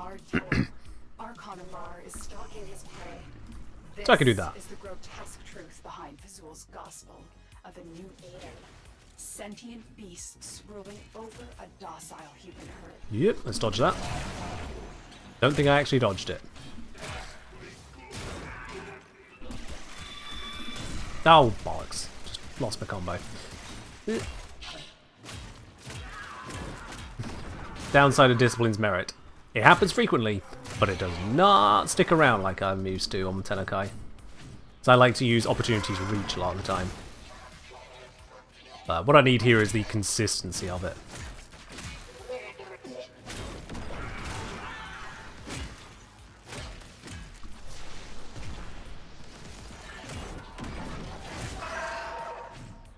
Although that said, I don't actually need the heavy attack until I get the 6-time combo, do I? There we go. Okay, that's got that active. We've got 3 minutes to get to boss room. That's fine. Don't fuck! I slightly misjudged how far I was going to float there. Oh, that's on cooldown for so long. That's on such a long cooldown. It's not even 60 seconds, it's much longer. Oh, that is disgusting. No, don't do that. Don't do that.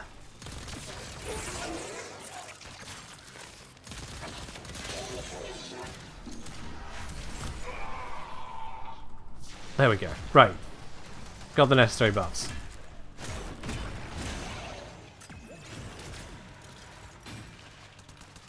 Let's go, let's go, let's go, let's go. That is 1 hit to heavy attack. So that's what we need. Let's get past all this, re-up the Nourish. Still a little bit of a distance, we're nearly there. Here we go. Okay, pop those around, swing. Oh, come on, how was that not the one? Look for the one that is armed. Ah, close enough. Close enough. Do we know how long the quest for the old piece will be? It will be longer than Lotus Eaters. Lotus Eaters was intentionally just a filler moment. I'm kind of surprised we got as much as that, but yeah. Lotus Eaters was not so much a quest as a as info.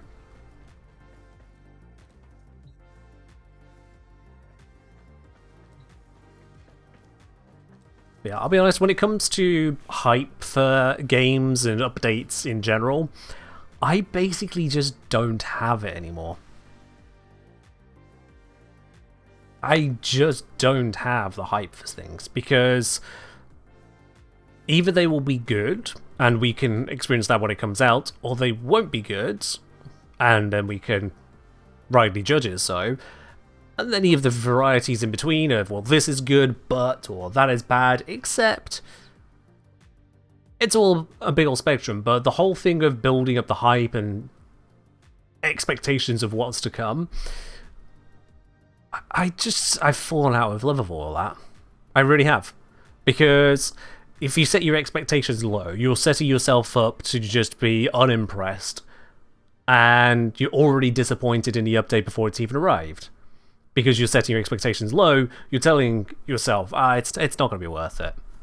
What's the point of that? You haven't even touched it yet. But vice versa, if you set your expectations high, like, oh, this is going to be amazing, I can't wait for it, I'm going to do this, I'm going to do that, I'm going to get this thing.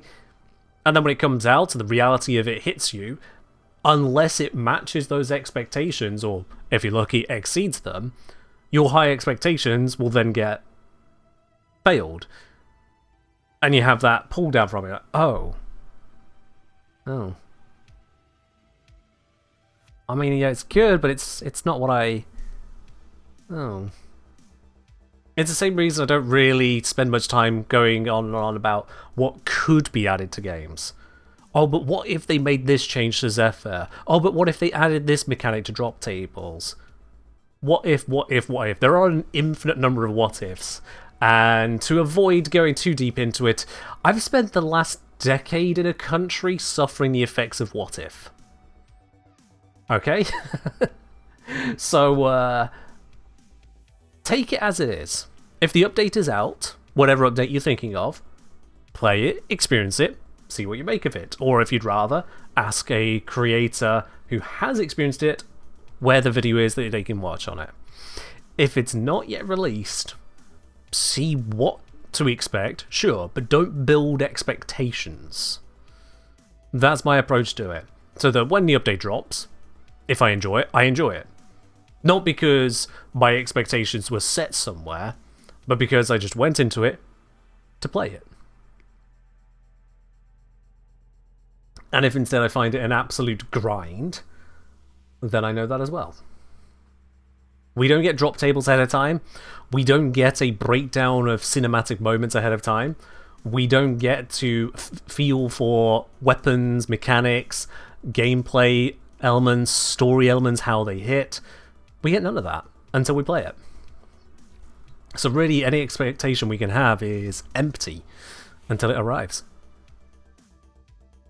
Just empty.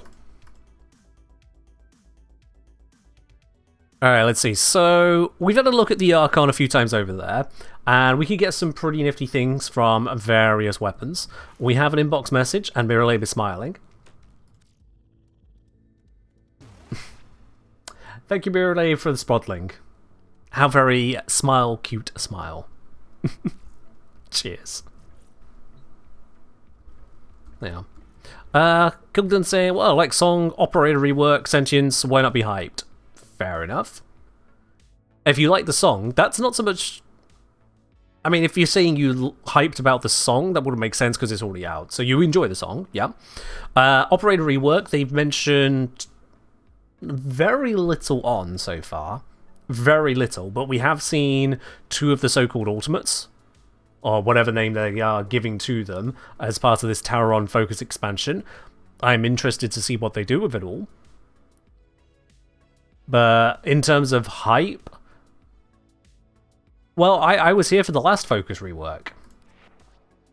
That gave us this, and did a lot of interesting bits with all kinds of aspects of it, and seeing how Anairu and Madurai, Naramon, Zenrik, and Vazarin, how they all sat in their different positions. What was great, what felt like nothing really changed, what features seemed confusingly undertuned, what was taken away. So we will have to see what we get. And as for sentience, well, I mean, you've just named a faction there, so there's nothing even I can say on. You just like sentience, so fair enough. And if you're hyped, sure, be hyped. Go for it. For me, like I say, my expectations, my hype versus reality have been misaligned enough times to respect that hype is marketing. And as a content creator who probably should care more about marketing, I really don't care for it. I will take the games as they happen. Warframe or otherwise. Now, with the Archons, we got some good results overall there. Honestly, just the super rapid fire of the Burston remains an amazing answer, to the surprise of hopefully no one.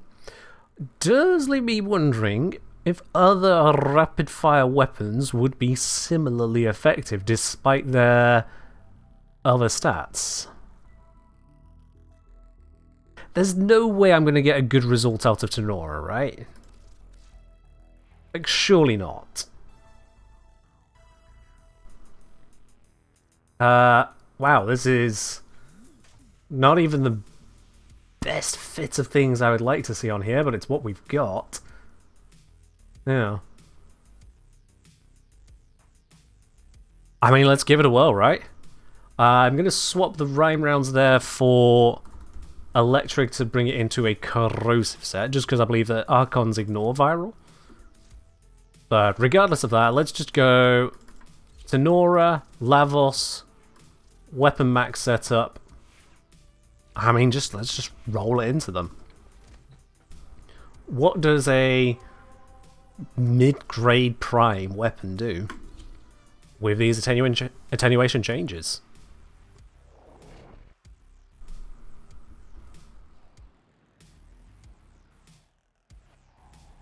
Archon Amar yearns for the new creation that Pazul has promised him.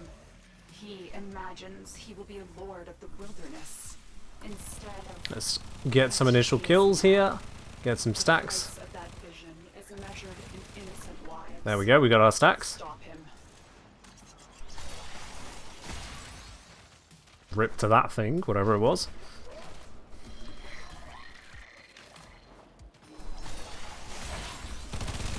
Take him out. That just helps maintain our stacks. We're about to... Oops, slightly mistimed that. Hit the zone. Here we go. Amar. He will close the distance shockingly fast. When he creates... I mean, that was pretty good, wasn't it? We're not even a minute in to the mission. He's already sodded off to the next zone. That was pretty good.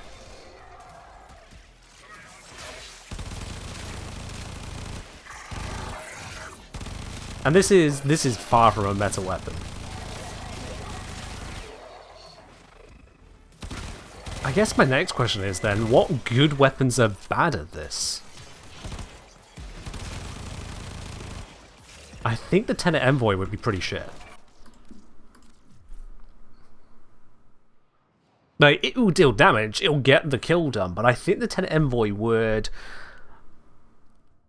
look pretty poor in comparison. So let's grab that and see if my assessment is correct.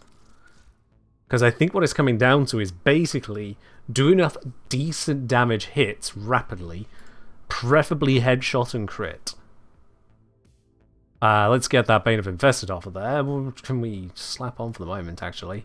There's not a good replacement for that.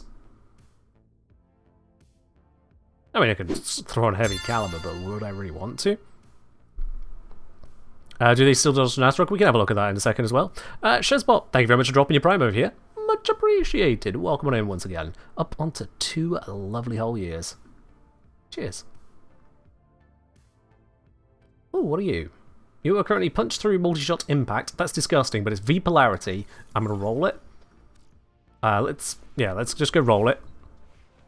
See if I can get something nice for that V polarity. If in doubt, Riven it is. Envoy. There we go. Let's see. Do I get something nice here? Dragon Melancholy asking, have I used Strum Prime? Use it for Steel Path Lephantis. Was wondering about Archons. I haven't used it so far here. However, it is a rapid-firing, many-shot, multi-shot, giga-shot shotgun. It's going to be good. It's going to be good. Alright, what do we get here? What do we get? What do we get? Electric heat minus crit damage. That's terrible. Try again. Punch through fire rate status chance on the Tenet Envoy. Can we not?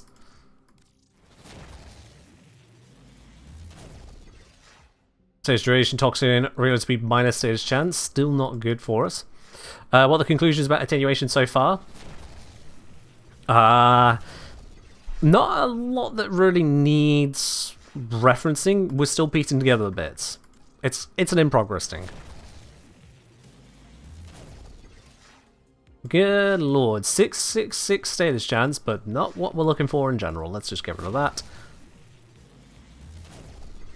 No, no, no.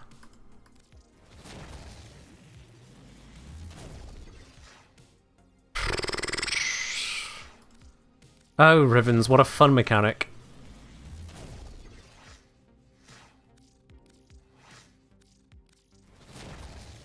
This is almost distilling down everything about just rolling on drop tables.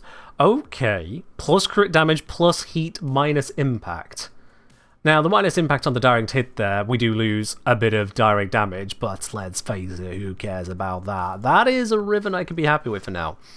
Tenet Envoy Ignitus.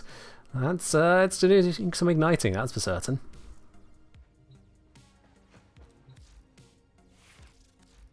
So let's grab that Riven now. There it is. And let's upgrade it to that stat. Beautiful. Bit more crit damage to go alongside Vital Sense. Bit of heat to go alongside Hellfire, I guess. So yeah, that'll add some slappage. Nice. Nice. If only we could upgrade rooms to fit on extra slots. I don't need that. I would just like to be able to, you know, invest into the Riven rather than continuously roll the Riven. Yeah. Was the old Metacube Heck tried with the new attenuation? Yes, and it turns out that the alt fire was worse than the normal fire. Worse. And not by a little bit either. Like, the alt fire felt like I was firing a normal fire shot in terms of the amount of damage it dealt to the Archon. It was wildly bad. Used to silence those who speak out against Narmer. Much Alright. as Pazul himself tries to stifle. Now, this is using Merciless, because of course it's a rocket launcher. So we're going to need to continuously kill enemies on the approach to the Archon, which means I'm also going to need to be wary of my ammo.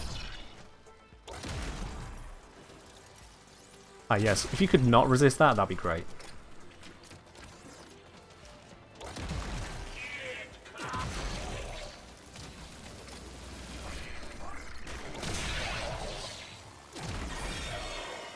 There we go. We are getting plenty of kills in. As long as we maintain our stacks, we'll be fine by and large. Just keep our buffs up as well, so that every rocket we fire is as good as it can get. I didn't need to blow that stuff up there, I just felt like doing so. Wish rooms weren't so completely random? Yeah, as I'm saying, you can't invest into them, they just kind of happen. My stacks are like halfway gone here because there's been no enemies. What the fuck?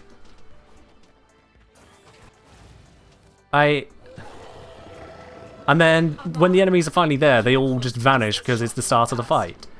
This is what I hate about maintaining these stacks on the weapon. I'm gonna just shoot here, but like, I'm not gonna be happy about it. Yeah. That is one thing that I really, really despise about timed stacks, with something as small as 4 seconds. You might think, oh, it's 4 seconds per stack, Ken. You've got 12 stacks. It's 48 seconds. Yeah, did it look like I was skipping enemies much? I went through a large section where there was just nothing.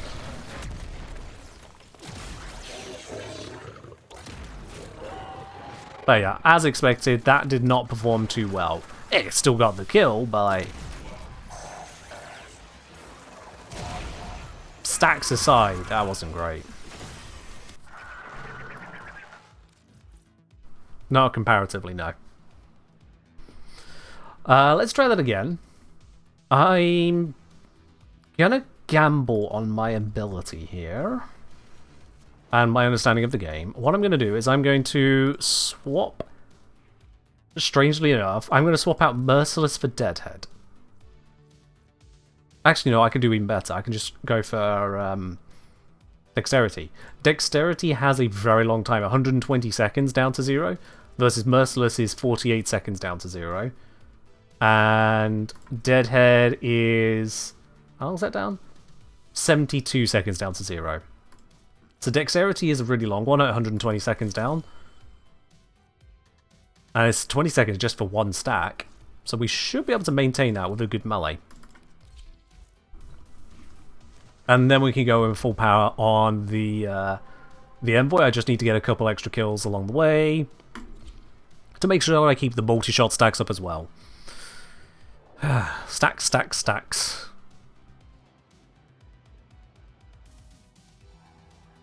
Be on guard, Tenno.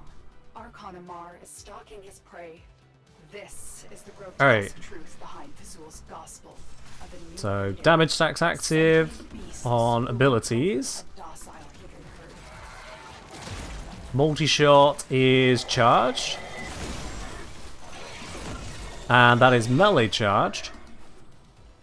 So now we'll just progress as quickly as we can towards the next area of enemies. Take out a few of them to, again, keep things running.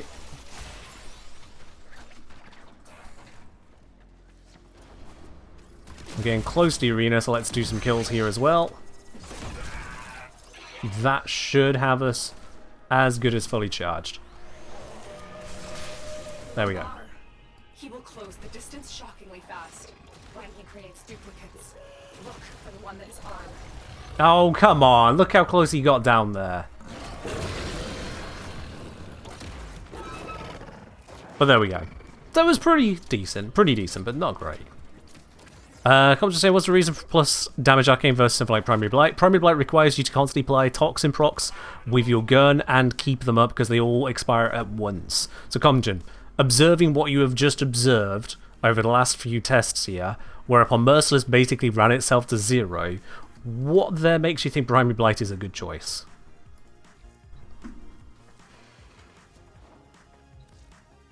What about it makes that stand out? Frostbite you can get from a companion, but the companion still needs things to hit. And you've got that downtime of you enter into the arena, the cinematic happens, yeah, it's a couple seconds, you skip it. But then also you need to actually hit the Archon. You didn't know all the stacks decay at once? That's how the game gets you. It doesn't tell you these things. It just says stacks up to 40 times versus stacks up to 6 times. It doesn't tell you there's a difference. Yeah, so Primary Blight, we would need to be applying 40 toxin status effects to get the full effect, and then we'd need to apply a toxin at least every 12 seconds. If we go 12 seconds without a toxin, all 40 stacks are lost. Instant gone. And considering this is not a status-based weapon, yeah, if we have maxed out multi-shot, we get 3.3. With our status chance as it is at the moment, this is a 24% status. Even if we direct hit, we're effectively 48. So that gives us... hold a sec. 3.3 times 0.48. On a single target, 1.59 procs per shot. Not a good result. Not a good result. Because they're not all going to be toxin either. Especially as this weapon's currently modded for blast. But yeah. Overall, just not great for it. Now, yes, there is a point raised there from Lincoln. What about an Acuity Sniper? That, I think, will be bad. I'll be quite honest with you, I think this is going to be more than bad. This will be pretty terrible. Let's give it a whirl. This looks like a cheap early game build. I'm going to obliterate it because we don't care about cheap early game builds anymore. Let's grab ourselves a Deadhead. Let's grab ourselves an Acuity to slap on there. Acuity means no multi-shot is required. So we're going to go into our crits now. We're almost certainly going to want to have a bladed rounds. I don't know why these are zoomed in. There we go, that fixes that. So bladed rounds is amazing. We're going to want to be using galvanized scope. As much as the stacks are a pain on the ass, because they're independent stacks, even worse than Primary Blight. These stacks are worse, but we can still at least get a single trigger on the first headshot on the Archon. So it's worth putting it in there for all the pain that it really brings to me. We're also going to want to have Vital Sense, because that's just a nice standard always on crit bonus. This runs out after 9 seconds, so it's likely not even going to work against the Archon. I might even replace it for that reason, but we'll see what we got. We're definitely going to want to have other aspects. Now, we've got a bunch of weak point damage here, but let's bring in Serration, Spectral Serration, because we're going to be invis. So we can get a bunch of pure damage. Very nice mod that was added after the Archons. We want to have our element, of course, so let's see. Let's go with Corrosive. Corrosive is always a good choice. Hard to go wrong with Corrosive. And I'm just going to go full 90 mods on that. Let's see, what am I missing here? Fire rate might be nice, but it is the Rubico. We can just kind of pour our shots out as it is, so I'm not really focused on fire rate. What am I missing then? I am missing something, and my head is not wanting to figure it out. I mean, that's cute, but... Not got a lot of crit? Plus 350% weak point crit chance. I mean, that's already doing a lot. Rubico mod for minus Zoom in Exilus? Do I even have that? Apparently not. Yeah, apparently not. Huh, that's weird. But it reminds me that we can indeed go for... Hold on, where is it? Vigilante Supplies. There we are. But yeah, seeing as I don't really have a good other answer, we will indeed go for the critical delay. Might as well then. Haven't got anything better to fit it in. Let's roll with that, and with you... Oh, wait, no, I need to make a change on this. Can't be that. Whoosh. Oh. Yeah. Infected Clipper can go down.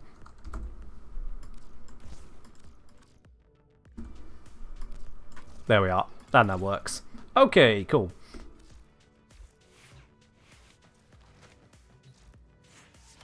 Go away, go away. Thank you. Nope. Oh well, that's a shame. Anyway. Let's have a gander at this, shall we?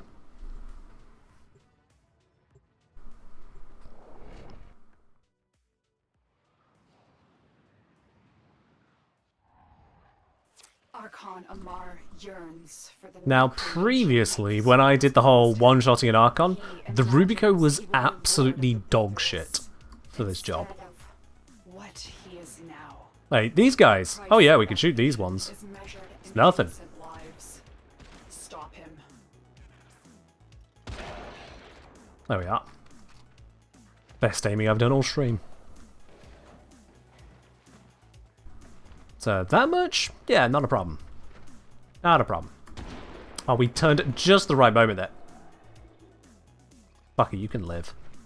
I headshot someone else. There we go.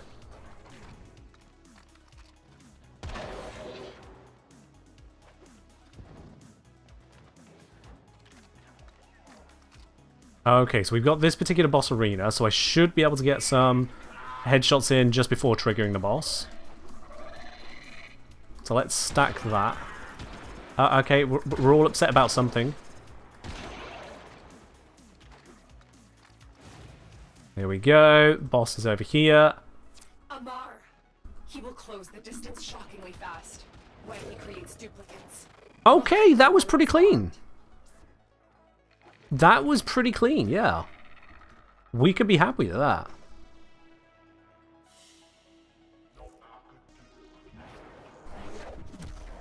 I basically just got in position, aimed at the head, and just held down the fire button. Because, of course, with the changes a while back, you can set any accessibility settings to turn it into an auto-sniper.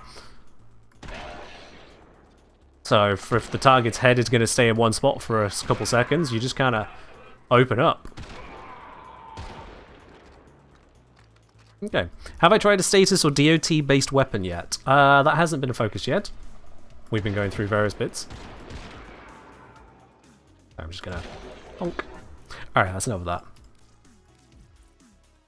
Now, in terms of a status DOT-based weapon, do you mean that we are to go for something that is not crit-focused? Because rapid crits already is shown to work well. What about an actual auto-sniper like Varuna Sniper? Comgen, do you have a reason to believe it'll be different? Because the answer to that from my side is no, so I'm not going to test it. Yeah, let's go with... So the problem is, some of the best beams or rapid status-y focus things like that are also very precise crit weapons. There's also the Torrid, but the Torrid, it's just the Torrid. If that didn't work, I would be surprised after what we saw with the Juggernauts. Paragal's an 8 for multi-shot. Does it? I don't believe it does. Let's see.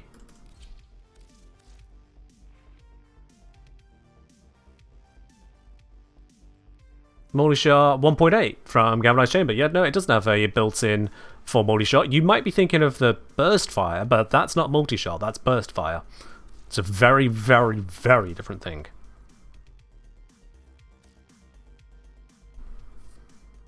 What about Cedo?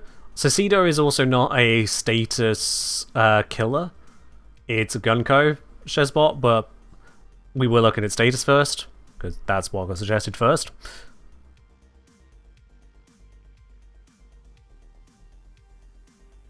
But like, yeah, non-crit status-based weapons, non-crit status-based weapons just kind of suck in general, LU. Like, what's a good non-crit status weapon that you're not using as status primer? What really stands out in that regard? Dirty Badger, cheers. Phantasma Prime? Interesting. Phantasma Prime. Can't say I've ever felt like this was an amazing weapon. The level of modding I have on this only enhances my belief there. Could try Kuvacomb. Kuvacomb shits out multi-shot, more so than status. It's a different beast. Okikor, doesn't Okikor go absolutely mad on the crits in the right situation? And then without the right situation is just shit as a weapon?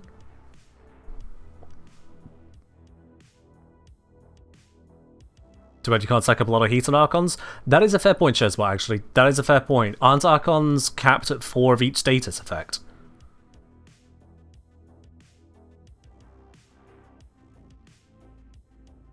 Because given that circumstance, you can't really have a good non-crit status-based weapon because they just can't get started, yeah.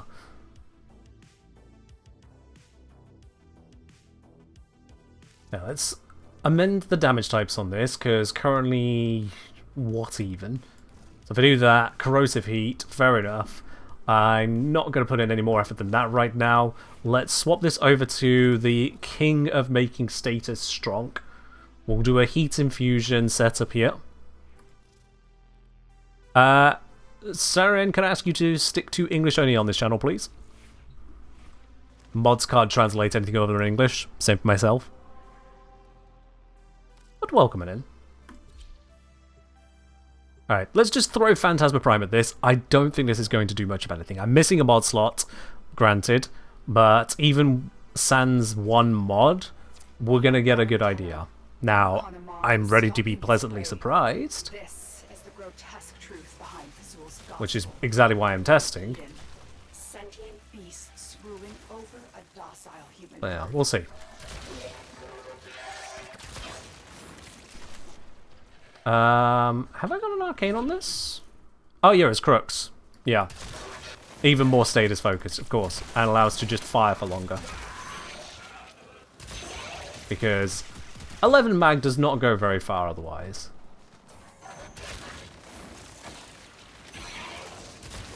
That does give us a bit more work in room there, doesn't it?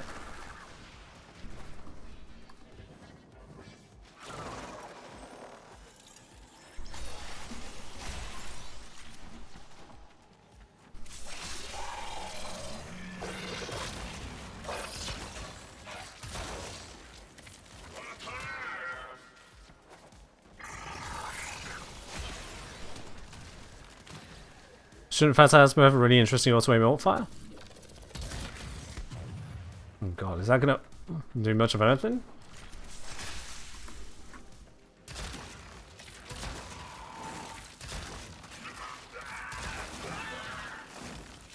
Alright, I think I got those crux stacks back. Yep. Amar. He will close the distance shockingly fast When he creates duplicates. Oh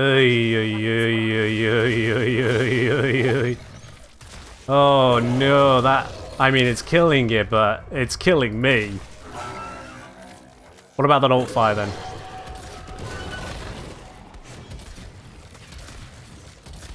Wow, I think that might actually be worse. Hold on.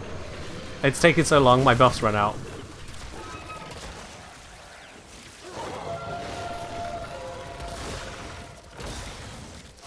Yeah, so that's bad, and this is bad. Okay! We've found a weapon that absolutely sucks at the job.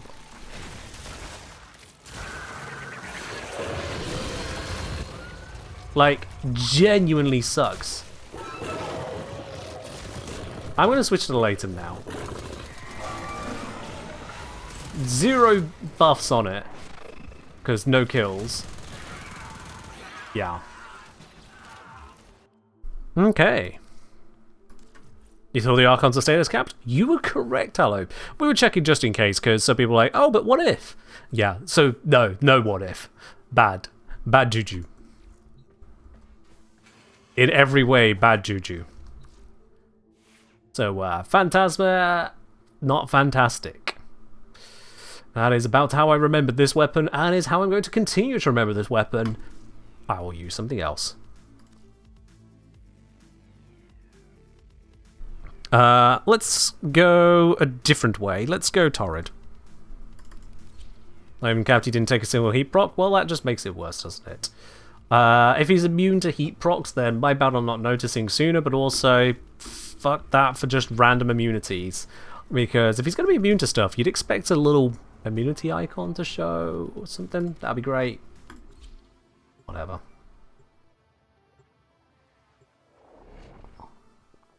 With the amounts of damage numbers and dust particle effects, you can forgive me for being a little bit hyper-focused on what's going on and missing the detail in the process. Alright then, Torrid. The one where we just kind of center and mass it and get full charge. Nope. Alright, we are definitely going to be effective with this. Excuse me. Oh yeah, the game does have a way of indicating resistances. It could also go for a unified way of properly indicating resistances and immunities. It absolutely could. The devs just don't. Their reasoning is not reasoning I'm going to care to find out about or listen to. It's more a fact of they have it, they don't use it. That's all we really need to know on that. Alright. Raw buff active. Hello, Amar. Oh, I ran out of fucking charge. I didn't even notice. I was so low. I didn't even notice. It was a shame because aside from that, I was doing amazingly. But yeah.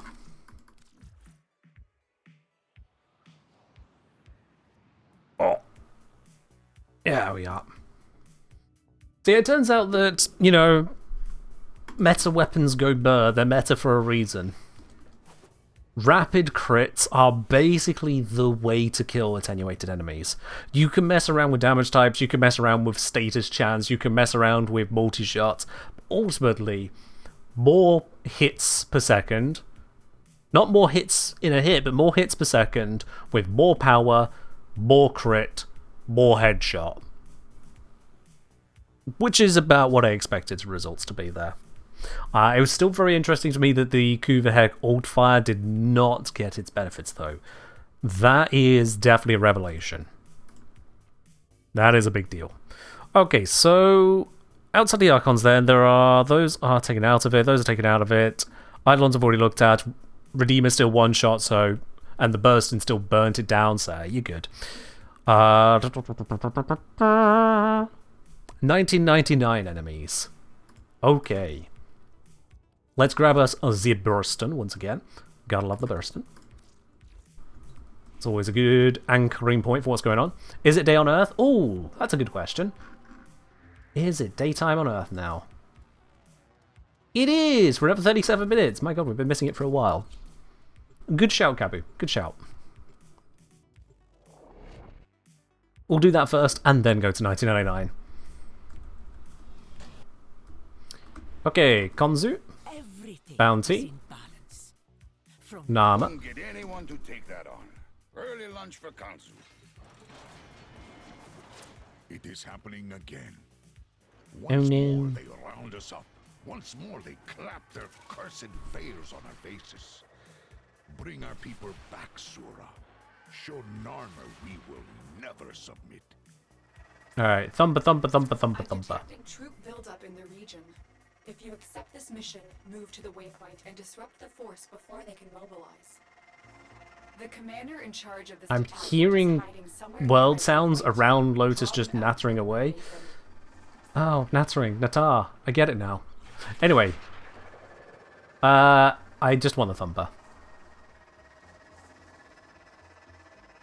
Thumper's question, Shezbot? I mean, what's the rest of your question, Shezbot?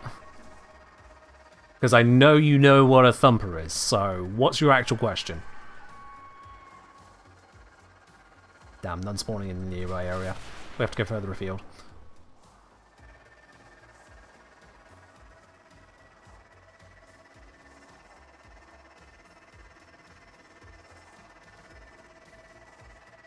Oh, come on, you big lumbering dingus. Where are you at?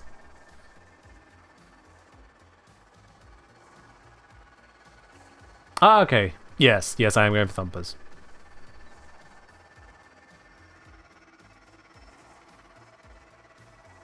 Maxing enemy outlines helps you find one. I'm just listening for the sound of it.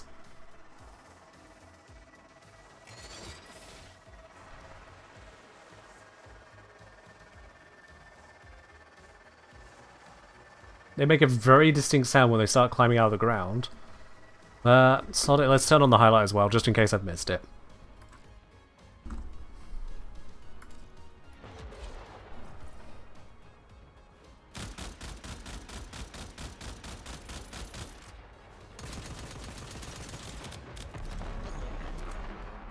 I got it.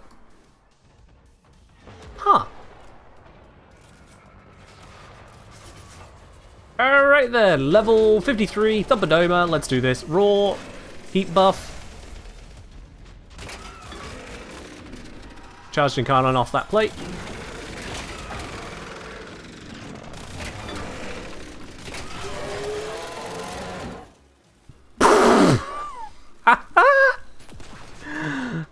Okay, that was quick.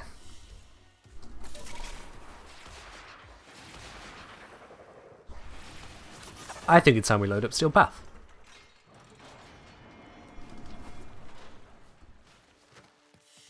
That was hilariously quick. Damn. What did I even get in terms of rewards there? Fine. Easy standing, I suppose, but you still have to find it first. Alright, Consumer Man. I need Steel Path Plus. Imagine if you could set the level of the planes from a control panel like you can the Simulacrum. Oh well. Another one of those what ifs they say not to think about too much.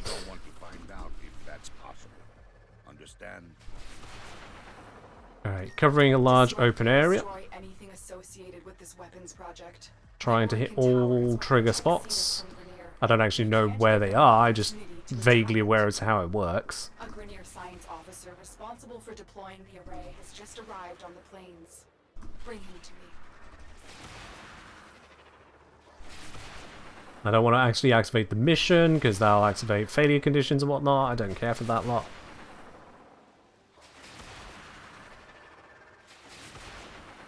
Projectile can get fucked. Do note as well that Kill on the Thumper was with no stacks on a weapon whatsoever. So every galvanized mod was basically at below base version.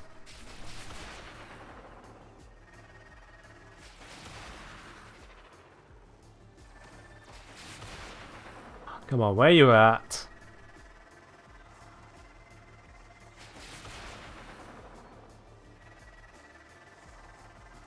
Not even the popular fishing spot? Hmm.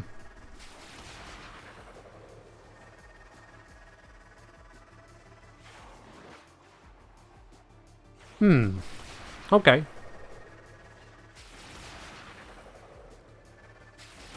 Mildly problematic. I didn't go all the way down here, so maybe it's hidden under this spot. Nothing.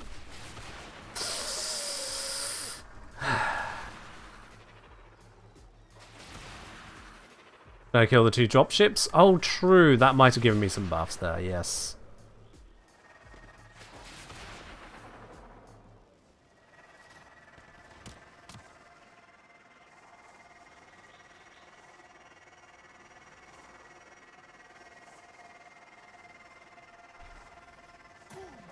Oh, Thumper, where are you? I wish to murder you.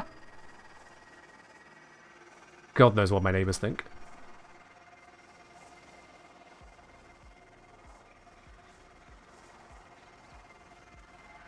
Alright, this one's a dud. I'm just going to go re-roll. From my understanding is that for most of the planes, most of the time, the Thumpers just have a specific spot. And so, if you're in a shitty lobby like that where it's not popping up, just re-roll, so it'll spawn a new spot instead. I give you coordinates. You go in. I am pleased. You have accepted what so many have feared to try. Well, I'm glad you're satisfied, sire. The Quills whispered about some sort of new weapon the Grenier have. They've deployed in bits and pieces to avoid detection. They want to attack the Unum's tower, and I don't want to find out if that's possible.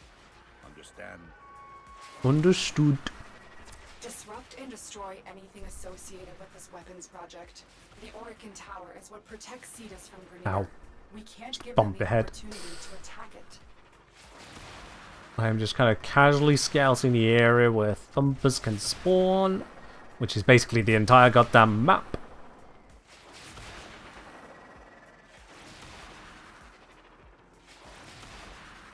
Ugh.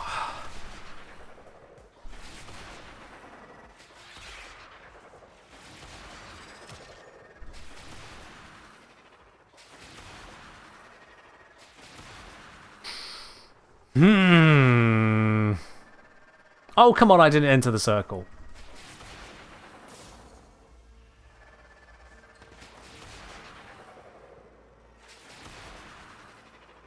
Yes, abandoning objective, whatever.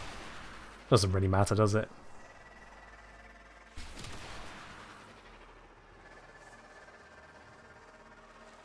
Nothing again. Just nothing. We can no longer complete our objective. I will let Thump near bottom right. Let's find out.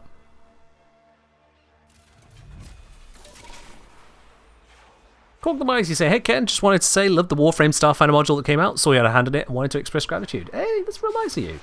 Welcome on in, by the way. I'm glad you enjoyed the module.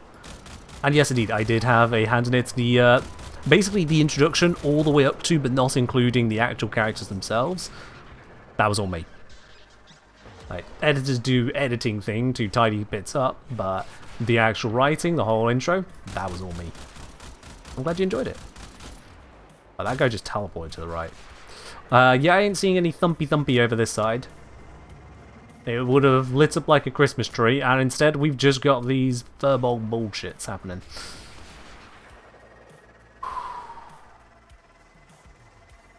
Still, apart from Star Child, no bounty. That shouldn't affect it, because loading bounties just basically sets the level of the area. It doesn't change the spawning mechanics. Sure. Considering the lobbies already are dud, I'm going to drop out anyway, yeah.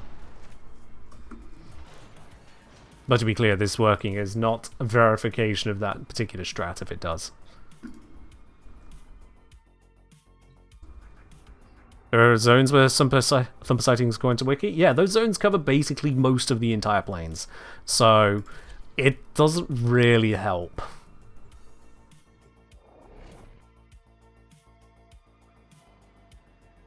It's like saying, here is a map of where rain can fall in Britain. It's Britain.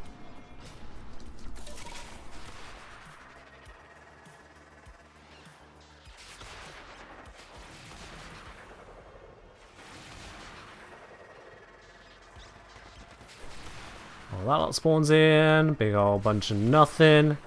Nothing. Nothing.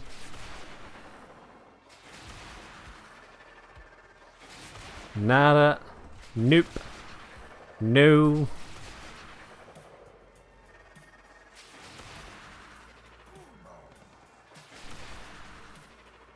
Yeah, a theory I came across, and at this point, theory, not proven, but a theory I came across is that Nama Thumpers have a different spawning mechanic to make them more reliable. And so, if you do a Nama bounty, they will pop up more frequently.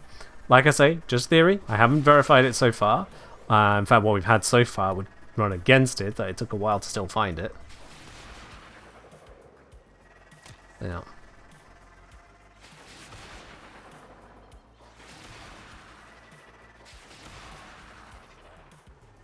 Scravy Gravy, I'm not sure I understand you.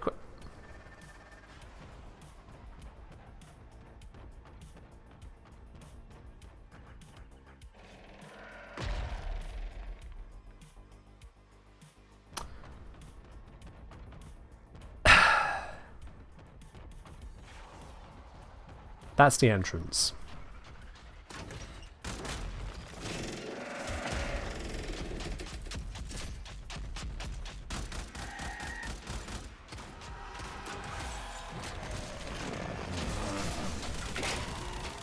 Alright, now this is with no armor stripping, just good old shooterinos.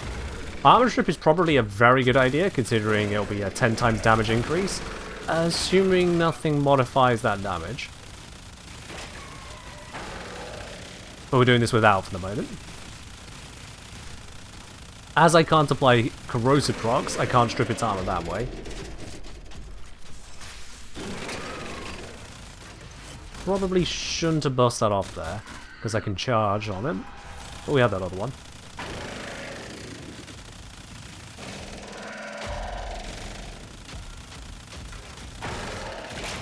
And then final one. Oop, roll ran out.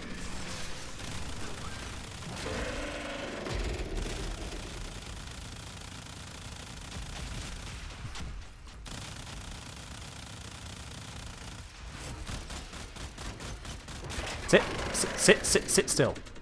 Fuck's sake. Nearly got it, and it's now... There we are. Cool! Alright then. Let's switch to a way to armor strip it. I think a Nairu can strip it.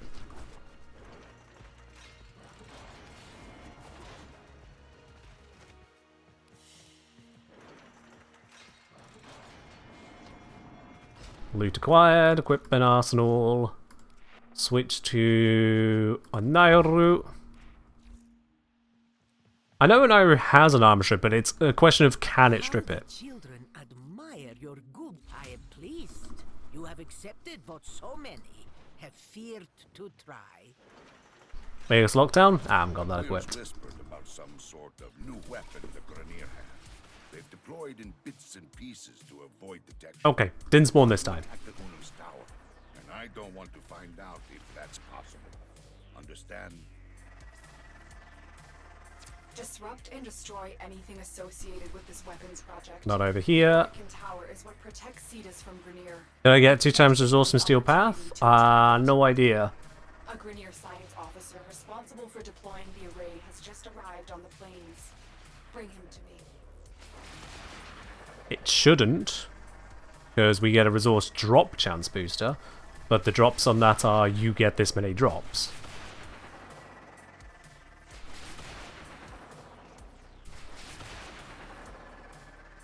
You realise Thumpers could be potentially immune to armor strip. So Thumpers are already immune to status effects. Would it be that weird for them to be immune to other features we can use to affect them? Immunities in this game are basically random. Thank you very much for resubscribing. On to 2 months there. You got that lovely bronze badge next to your name. Cheers there, Urs.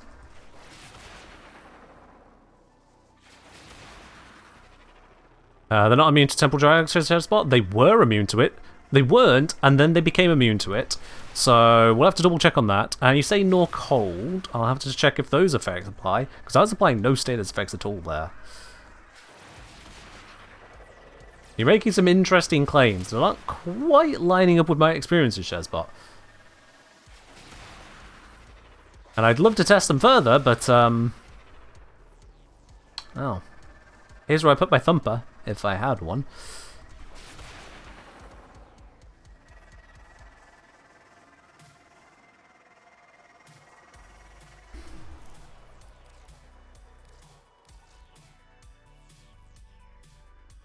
Your Frostmane, maybe some Avalanche shenanigans? Maybe. Maybe things changed. DE changed a lot of things to the point that DE don't know what they changed sometimes. Because someone will change it, but the patch note doesn't get deployed for it. And then they go, They are. Cheers, Ez.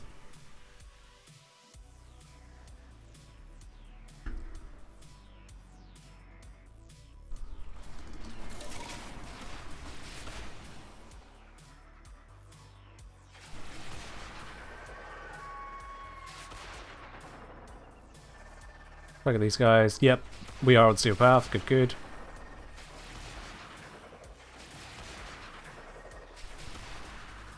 You too, Az. You too.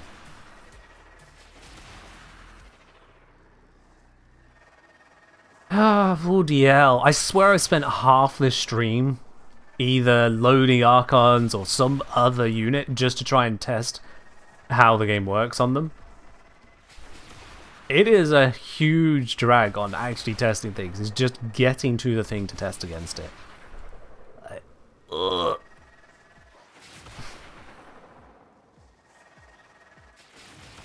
Bruder, spare me from this pain.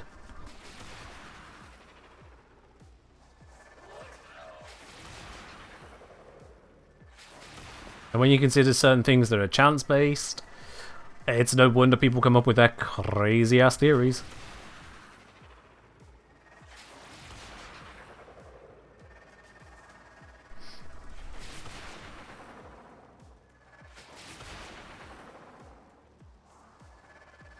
Hello, Mantis. Hope you're doing well.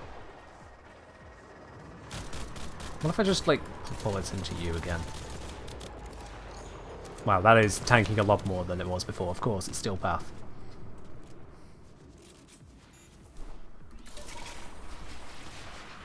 Never mind on blowing up ship. Ship not to be blown up.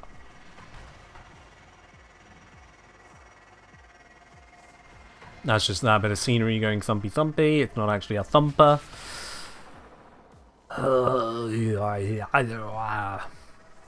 Join escort missions can spawn thumpers. I don't care if they can. And I know what you're saying, but I don't care if they can. The problem is just even getting such a bounty. Especially considering DE made them all randomized each time now. So yeah, just yeah. Yeah, man, there's things are doing right here. Aside from just, you know, trying to make a thumper happen. Echolure for thumpers. How about just a thumper bounty where you need to, like, you speed out, you hack a couple things, and then it goes, aha, we got its location. Bish bash bosh, done.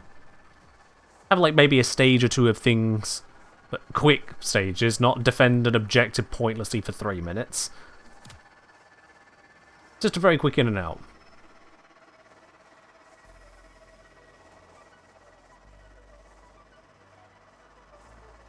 It is what it is. If DE wanted to allow us to farm it, we'd already have the way to do it. The fact that it's not any easier after all of this time shows that either it's not high enough priority for them, or more likely, they don't want us to be able to quick farm it. This is the intended speed. As frustrating as that reality may be, it is what it is. You'll see this in a variety of parts for DE, for their designs, but yeah. Maybe we should try Nama Thumper. So the thing is that I want Steel Path for the toughness of it. The Nama one fell over when we started breathing on it. We are looking to fight one that is Steel Path, because Steel Path doesn't fall over when we so much as breathe on it. But that means we get the spawn rates that we get. Something like that, Mrs. Session. Yeah, something like that.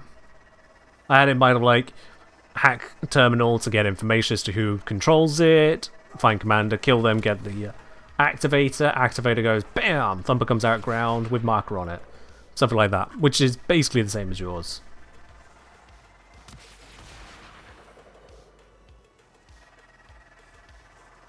Maybe a faster search with Vault? It would be, but then it wouldn't be Lavos doing Lavos things during the actual fight. That's a no-brainer.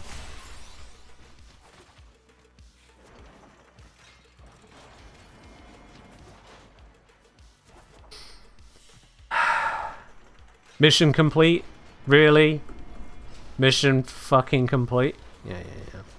Alright, if I just load out and load back in, does it remember that I'm on Steel Path? It should. Right?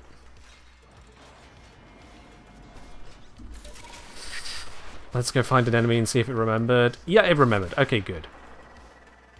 Triple check is not one spawning at the bottom of the road again. Nope, okay. Not being screwed with that way.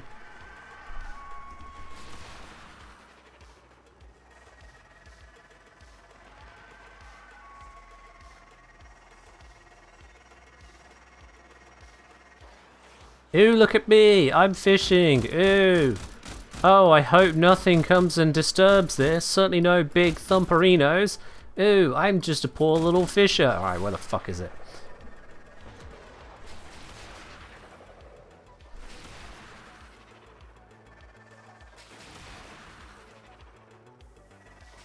Is there any drum sand I can run across? Do a very regular and resonating step.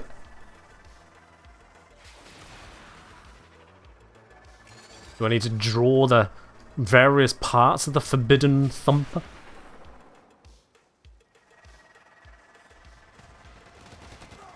Of Exodia Contagion, why not Exodia Thump? Make a heavy attack onto the ground, summon Thumper.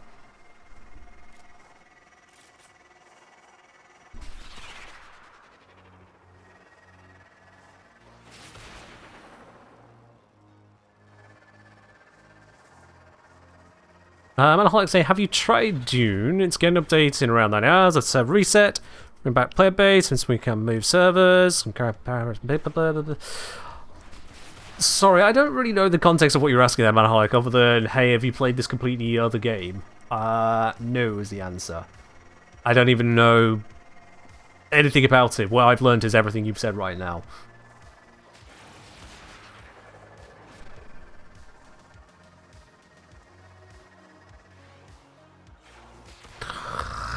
This is doing my head in. Right.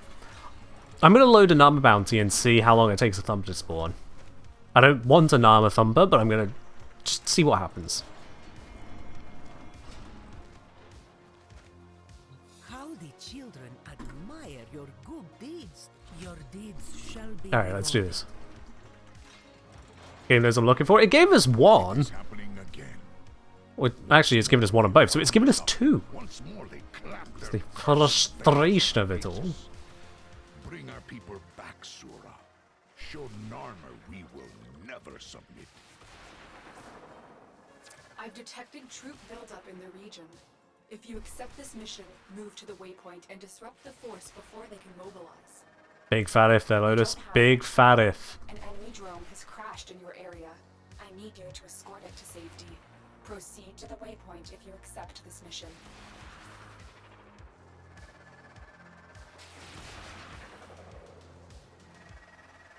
If you ever wonder why it takes me so long to make a video guide sometimes, it's not just because of how long this takes, but also just the mental toll of, oh, I really don't want to fucking have to do that again. Seriously?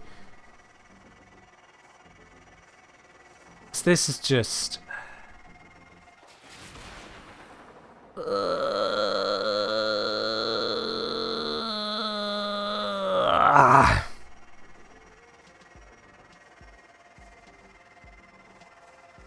This isn't even a case of short attention spans. This is a case of just...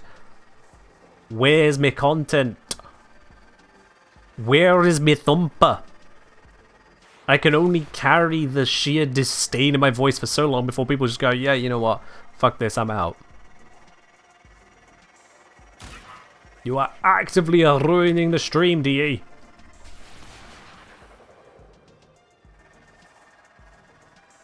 And I know I'm not searching in the most optimized pattern or whatnot, but I'm covering, like, the vast majority of the map.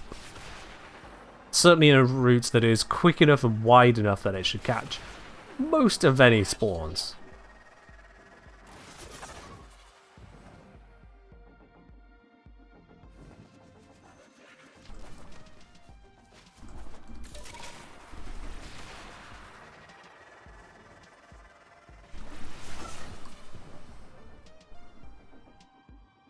Nothing. Oh, the Kengineer! Oh my god! Wait, are they here? Kengineer. Cheers, Kane.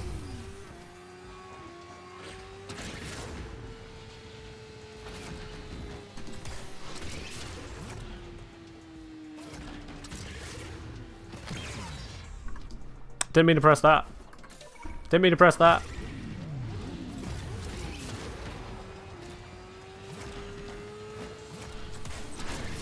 We can no longer complete our objective. Oh no, the bounty has failed.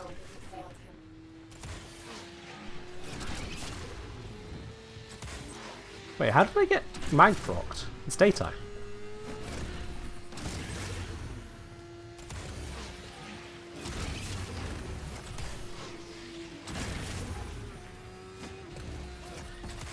Fair enough, Manahog, fair enough. I will say, I watched the first Dune movie. I was not impressed. Oh, sure, yeah, there were very cinematic shots and a lot of panning moments over semi-dramatic. Look at this aircraft design. Not a fan of the film itself. Got a mag proc from the water? Yes, which happens at night time specifically, Shadspot. Something it currently is not.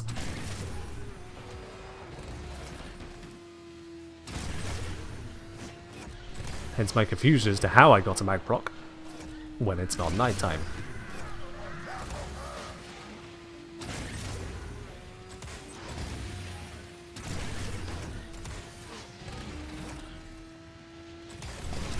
Alright.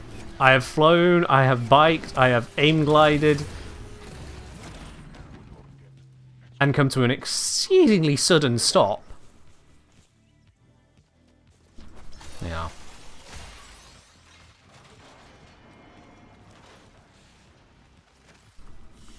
Ugh.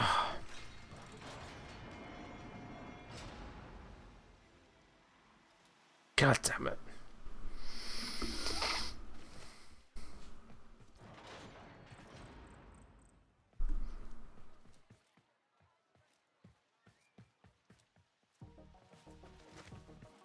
One last try.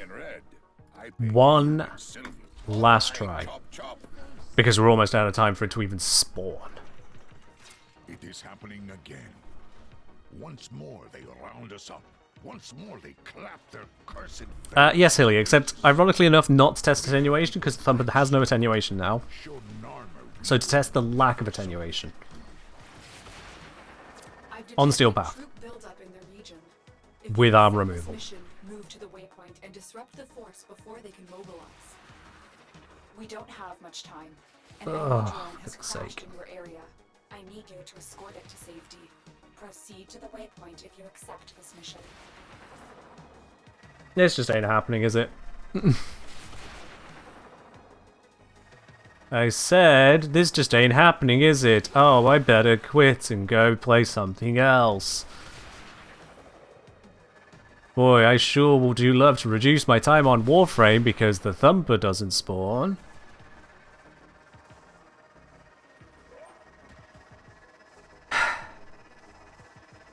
I tried.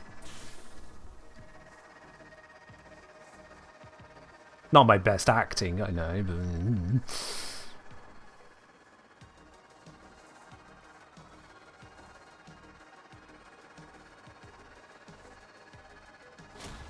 We can no longer complete our objective.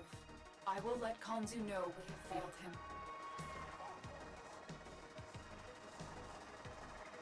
Gods above.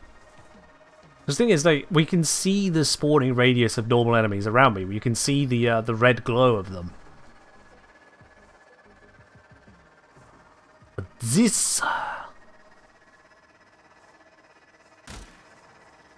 That was a warning shot.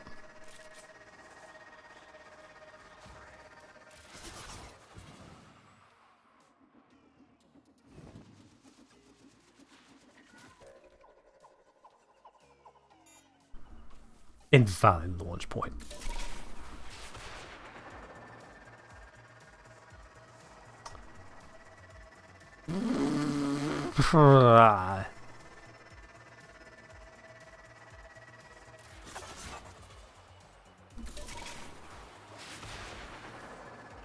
Nope. There's just no Thumberers there.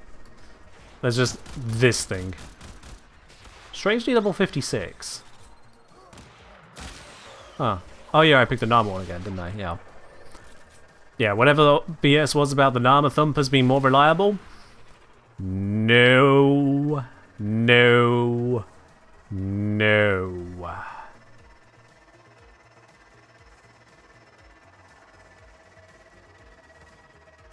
Acolyte's tanking out, you're a bit confused? Honestly, yeah, that's probably the next thing to spend time on.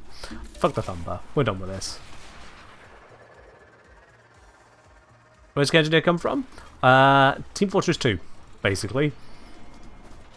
A good long session of that with some friends of mine from university, whereupon the pair of them had ordered in a lot of wine. Not a little bit, a lot of wine. And were making their way through it. And they'd got it in their heads to start naming all of their TF2 items some variant of Ken, like the Lakenja rather than Litranja, the Direct Ken, the Ken Ringer. And my part in all this, I was not of mind to spend the money renaming weapons, but rename a Steam account, I could do that. And so, whilst I was playing the Engineer, I became the Kengineer. Except that's actually a really good username, and so it stuck. Simple as that. Simple as that. Alright, let's just go somewhere whilst waiting for an Acolyte to show up. Let's just go murder some Grenier, because they deserve it. Let's just murder them. And plentifully so. You might be wondering, Ken, why haven't you gone into a survival? Because I don't want to put in the effort, quite frankly. After all of that mess around with the goddamn Thumper, I just want to do a little bit of shooty-shooty. Little bit of easy shoots.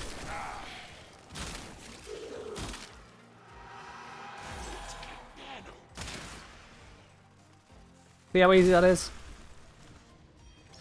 It's gentle. Appreciable. Also reduces the amount of enemies around me when I actually fight the Acolyte. Which makes it easier to see exactly what's going on.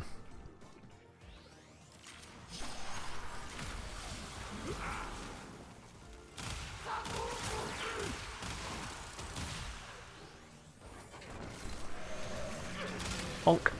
Bonk. Now, we're not going to see the Acolyte for the first few minutes because of just how it works. I've wanted to get around that. I would have tried the Zauerman previously, but I believe they patched that. Or at least they said they did. Just get out of that. Yeah, the primary idea is just simply gently wade through the mission until Acolyte shows up. Could be 3 minutes, could be 8 minutes, or anywhere in between, is my understanding. Did the Jugulus used to have attenuation? Yes, used to being the emphasis there. Oh, that is a really bright, sparky panel.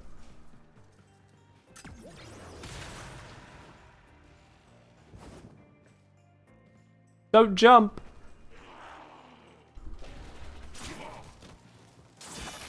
Wow, that did not do much to him.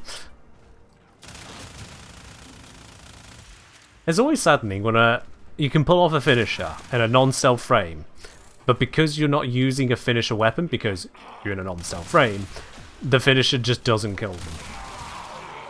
It's always disappointing.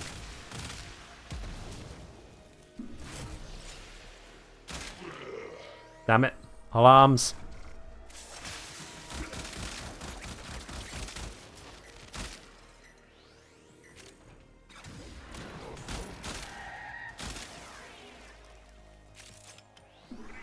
And fully charged. You know what? I'm going to switch to Leighton for now. Just keep the charge on the main gun there. Actually, never mind. I think we're about to have an acolyte. No text. Is that a Kuvalich attempted spawn? It might be, actually. Yep. Okay, fair enough then. We are Larling. Well. Yeah, is it even a finisher if it doesn't finish them? What's interesting is that finishers are usually actually openers in Warframe. You rarely do something else first and then finish them off. The most effective finishers, you made that your only attack. Oh, why are you spawning? That's... no. Send your minions, you little... oh, fuck.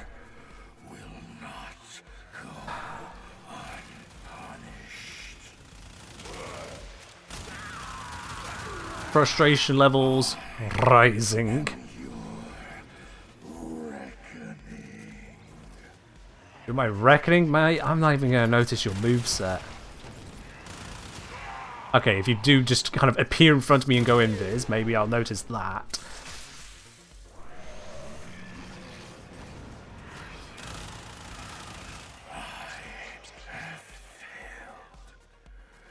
Pathetic. Alright, the only thing we're missing now is an invasion from my enemy syndicates. Yeah. Could I explain follow-through? Yes. So follow-through is a melee-only stat. It is the stat that determines what percentage of damage remains after you've hit one enemy, but your melee continues through to hit another one. Because when you do a swing around like that, you don't just hit one enemy, you hit the whole group of them. But follow-through reduces that down so you don't get insane amounts of AoE capability. So if you have a follow-through of 0.6, on the first enemy you hit them for full damage. On the next enemy, you hit them for 0.6 times that full damage. On the next enemy, you hit them for 0.6 times, 0.6 times the full damage, and so on and so forth. So 0.6, or whatever your follow-through stat, raised to the power of the number of enemies you hit before that particular enemy. Which includes the first enemy, you hit none before it, so 0.6 or whatever your follow-through is, to the 0, which is just 1. So yeah, it is a reduction in the amount of melee damage you deliver to subsequent enemies in the same swing. And for weapons which have a 1.0 follow-through, i.e. no loss whatsoever, you deal full damage to every single one of them in the same swing. Alright then, I think this is it. Yeah, here we go. And it's angst. Alright then, angst. So, raw, heat, let's see what happens here. Yeah, just dead. Cool, alright. So, burst can still go bird there as well. That is good. The question remains as to how other things work. Unfortunately, I can't get another acolyte for the next however long.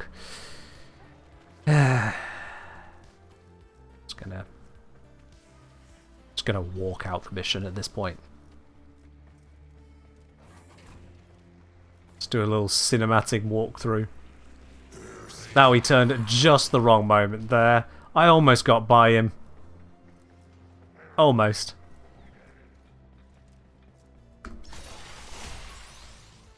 Very good. There we are.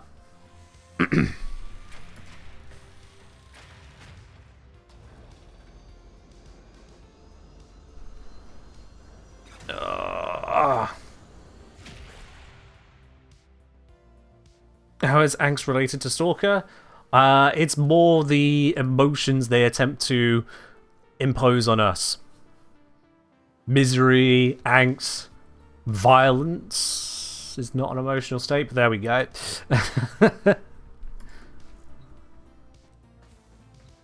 Yeah, I think they're mostly just edgy words for the sake of edginess. Edgy go edge. Alright then. Let's have a look then at the bits and pieces. We've not headed down to 1999, that's still something to consider. But Acolytes still feel basically like Acolytes there, which is good. Okay. Archons didn't really feel that different, but they were also used as a template, so they shouldn't feel different. And what was that? There's guns on my screen, there's a Mortalon going brr. That was a massive 20 gifted subs from Mantis there. Thank you very much, Mantis. It's absolutely colossal. That's gone out to Blissfully Tired, to Estimonia, to Robin as well, to Rutma, to Outreach Gamer, to Solicore Bruno, to Umbral Core 8, WK, to Kitsonai, to Slow Boating, to Flame Kaiser 9, to El Wolver, to Praise the Soon, to The Base Warrior, to Nuik Sakura, to Chaotic Verm, to Sparrow WV, to a Wolf 1, 2, 3, 4, 5, 6, 7, to a Moxia, to the Book of Many Things, and to Adam YMHM. You must hire me? I don't know. One of those. All the same, Mantis, thank you very much for that huge drop of support right there. Love the Lavos gun. Is a nice animation, isn't it? Thank you very much on that. Woo. Cool visual. Yup. That only happens for 20 or more gifted subs. It takes 20 to make that happen. My leaderboard has not updated. Weirdly enough. Hello. If I cycle it, will it work then? Nope. Okay, I'm just going to refresh.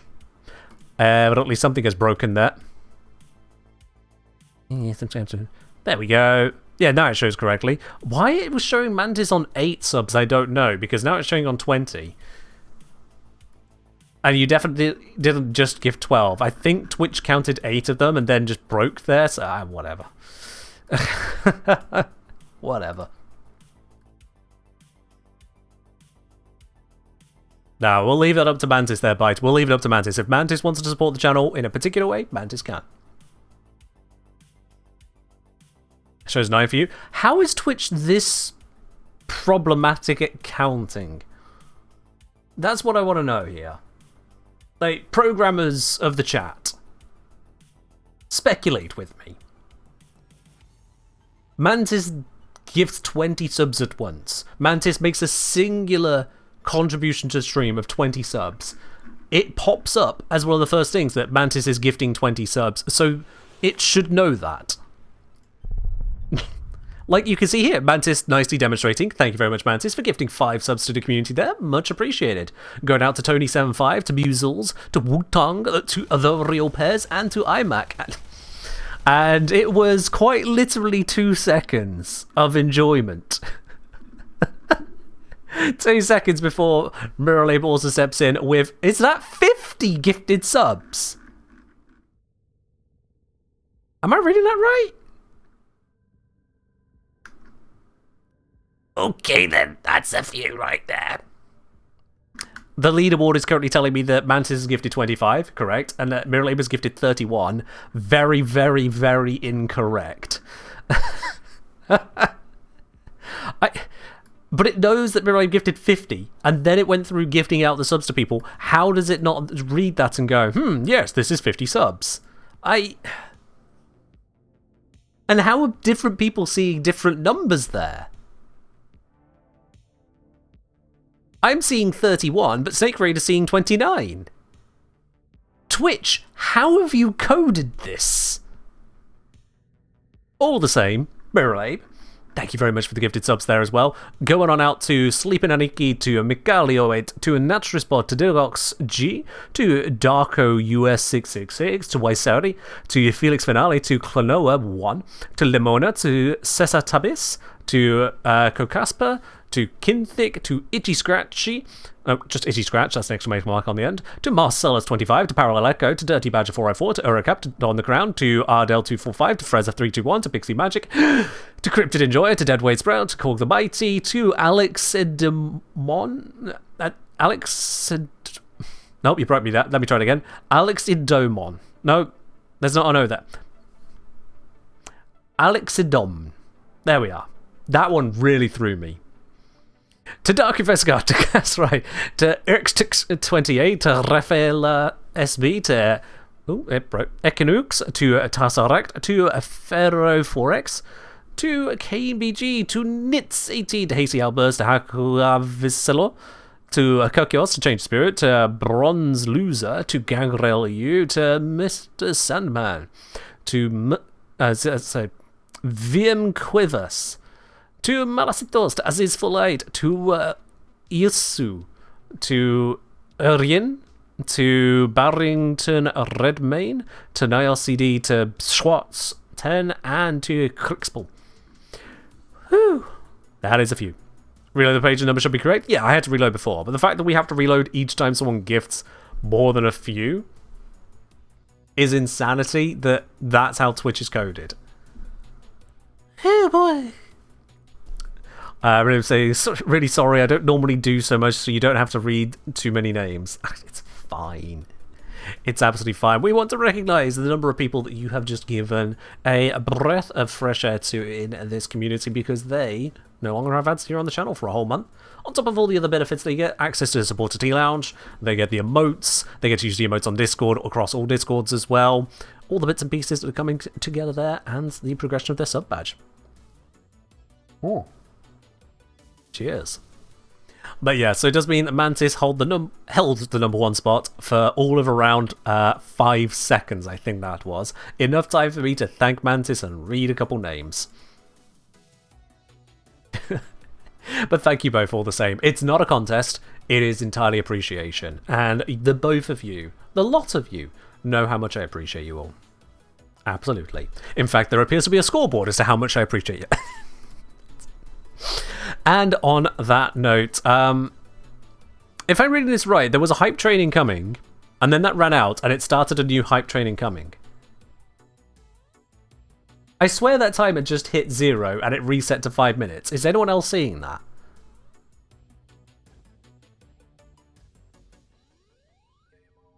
I'm not the only one who saw that, right?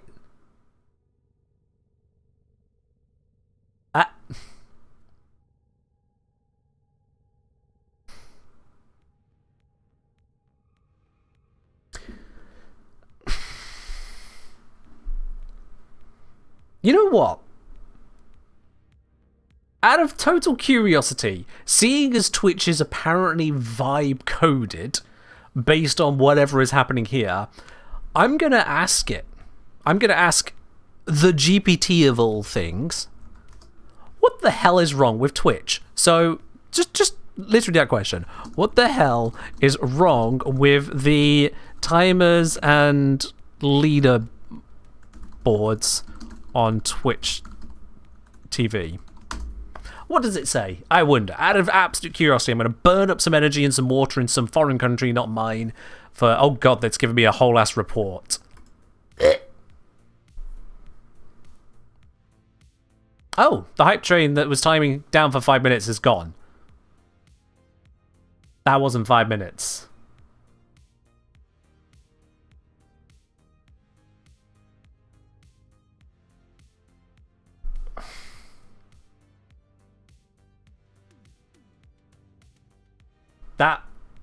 That wasn't 5 minutes. What might be wrong? Bot-based time is not firing. Nope, that's not it. Leaderboard from Stream Elements, that's not it. Browser extension interference, that wasn't it. Leaderboard update delays, some leaderboard systems, not necessarily Twitch's own. No, it is Twitch's own. Twitch native leaderboards are extensions. If you're talking about native extensions, there's also a chance it bugged or misconfigured. It's not misconfigured. Make sure it's up to date. Yeah, this knows nothing either. It's vibe code all the way down. Just vibe code all the way down. Terrible. And Umbrelli. Thank you very much for a gifted sub over to Zeza. That's too long to work? Oh, I'm sorry, Ellie. I mean, technically you'd have been on time for the second ghost train that appeared but shouldn't have appeared. So, you were on time, late, and also late but not on time but late. Because eternalism.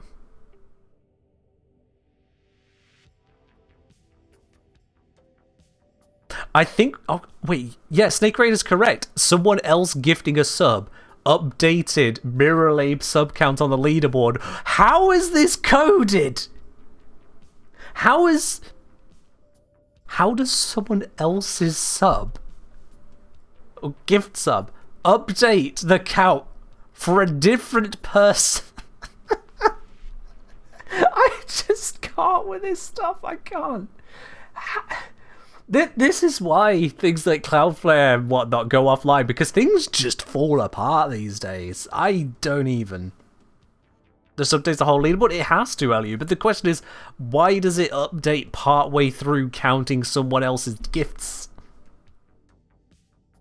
I just...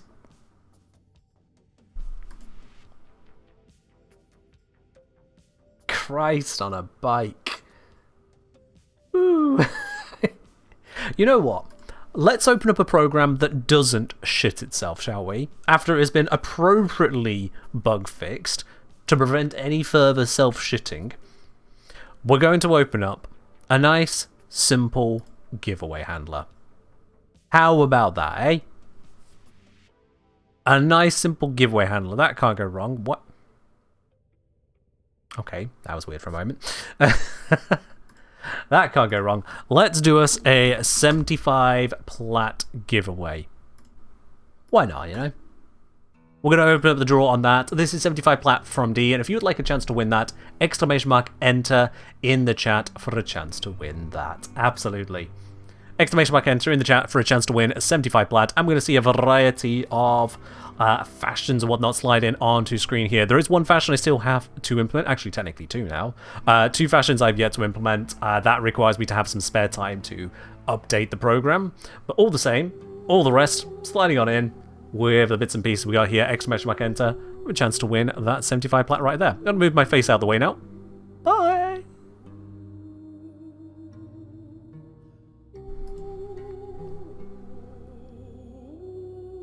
Your bunny's on full display? That it is, bite. That it is.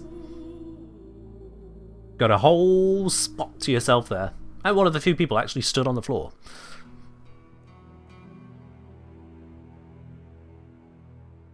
Yeah, exclamation mark enter for a chance to win 75 plat. We'll be doing that draw in just a minute's time here. And just a reminder, it doesn't matter what fashion you've got here. Everyone has the exact same chance of winning. You just get to show off some flair in the process. Although I'm not sure if we actually have a flare on here, do we? No. Oh well. It's fine. So is excited? Oh, didn't you know that capital letters actually give you a super ticket? Yeah. It's all in the code. I think technically I could code it that way if I wanted to, but that... no.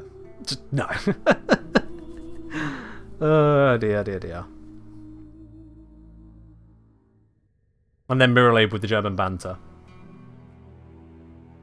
What is the code to set up your Excalibur? Mantis, you'll want to have used exclamation mark pick frame default if your submitted one was an Excalibur.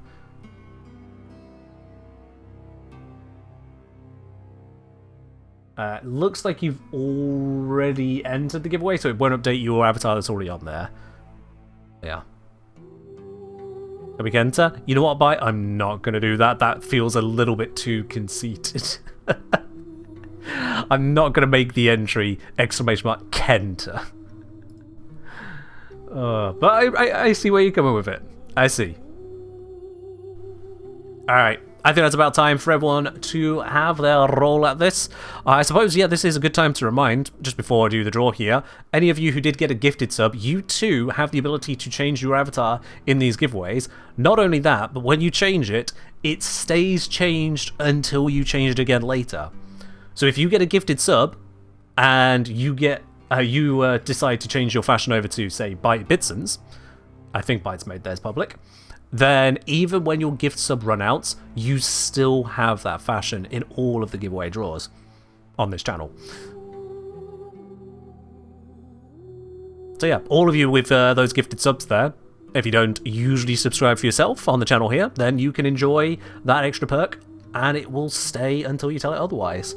And you can still change it back later with pick frame default, because that is open to everyone for precisely that purpose of resetting it if you change your mind. Alright then, that's enough of that. Let's do our draw. Who is going to be the winner of the 75 plat here today? It's not Manashinu, it's not Ellie, it's not Miracle Raven, it's not Aegir, it's not going to Andrew. Calm has been removed from running, as has Mantis and Eliu. Malasitos, not the time today. Cripple, out the door you go. It's actually belonging to Digox G. Excellent work. Digox G, congratulations, you are the winner of 75 plat here on the channel today, but we have in big red text there, we need you to have your details. This is your first time winning on the channel here. So, Digox, if I could please have an exclamation mark IGN in the chat, along with your Warframe username and platform, or one message please, and that way I'll know exactly where to send this on over to. So, Digox G, exclamation mark IGN, just store those details with us. And I see Digox has done exactly that. Perfect, there we go. Just as an FYI on that, anyone else can also use that same command, so you can save your details ahead of time of a victory, so that you don't miss out in the future, one way or the other. All the same, that is updated there, so Digox, thank you very much for sending that through. You can look forward to your plat when that's sent out by DE within the next couple of weeks there. They send them out in batches. You'll see it in your inbox as and when it comes through. Unless you're the 1 in 99 people who misspell their username. But I don't think that's happened. I don't think that's happened here. You've got a nice easy username to remember. There's the extraction icon. Yeah, there is indeed an extraction icon. It's easy to miss on the left. It is very easy to miss. It is off to the side of the screen. But this extraction icon is indeed the correct direction. I do show the winner exactly where to extract. DE. So, with that all wrapped up, I think it is about time, unfortunately, for us to wrap up and head on over to another part of the Warframe community. Let's have a look as to where we can raid on out to today. Who is live in the Warframe category that we'd like to say hello to? Let's have a look then. We're not going to head on over to Gez again. We've got Zenosfire, we've got Brosheim. Yeah, it's been a hot minute since we popped into Brosheim. He's been often playing on various other bits, so we can see what he's up to over here. Absolutely. Let's get us set and ready to go with the raid onto that. Boop. There we are, the raid is up and running for a raid to Brosheim. Looks like they're up against a Void Angel at the moment. I wonder if it's Cascade or something else they're up to. We'll easily find out. Oh, it looks like it's Exterminate. Anyway, that's all from me today. I'll see you again for some not Warframe on Friday, but in the meantime, have yourselves a wonderful rest of your week. I'll catch you in the next one.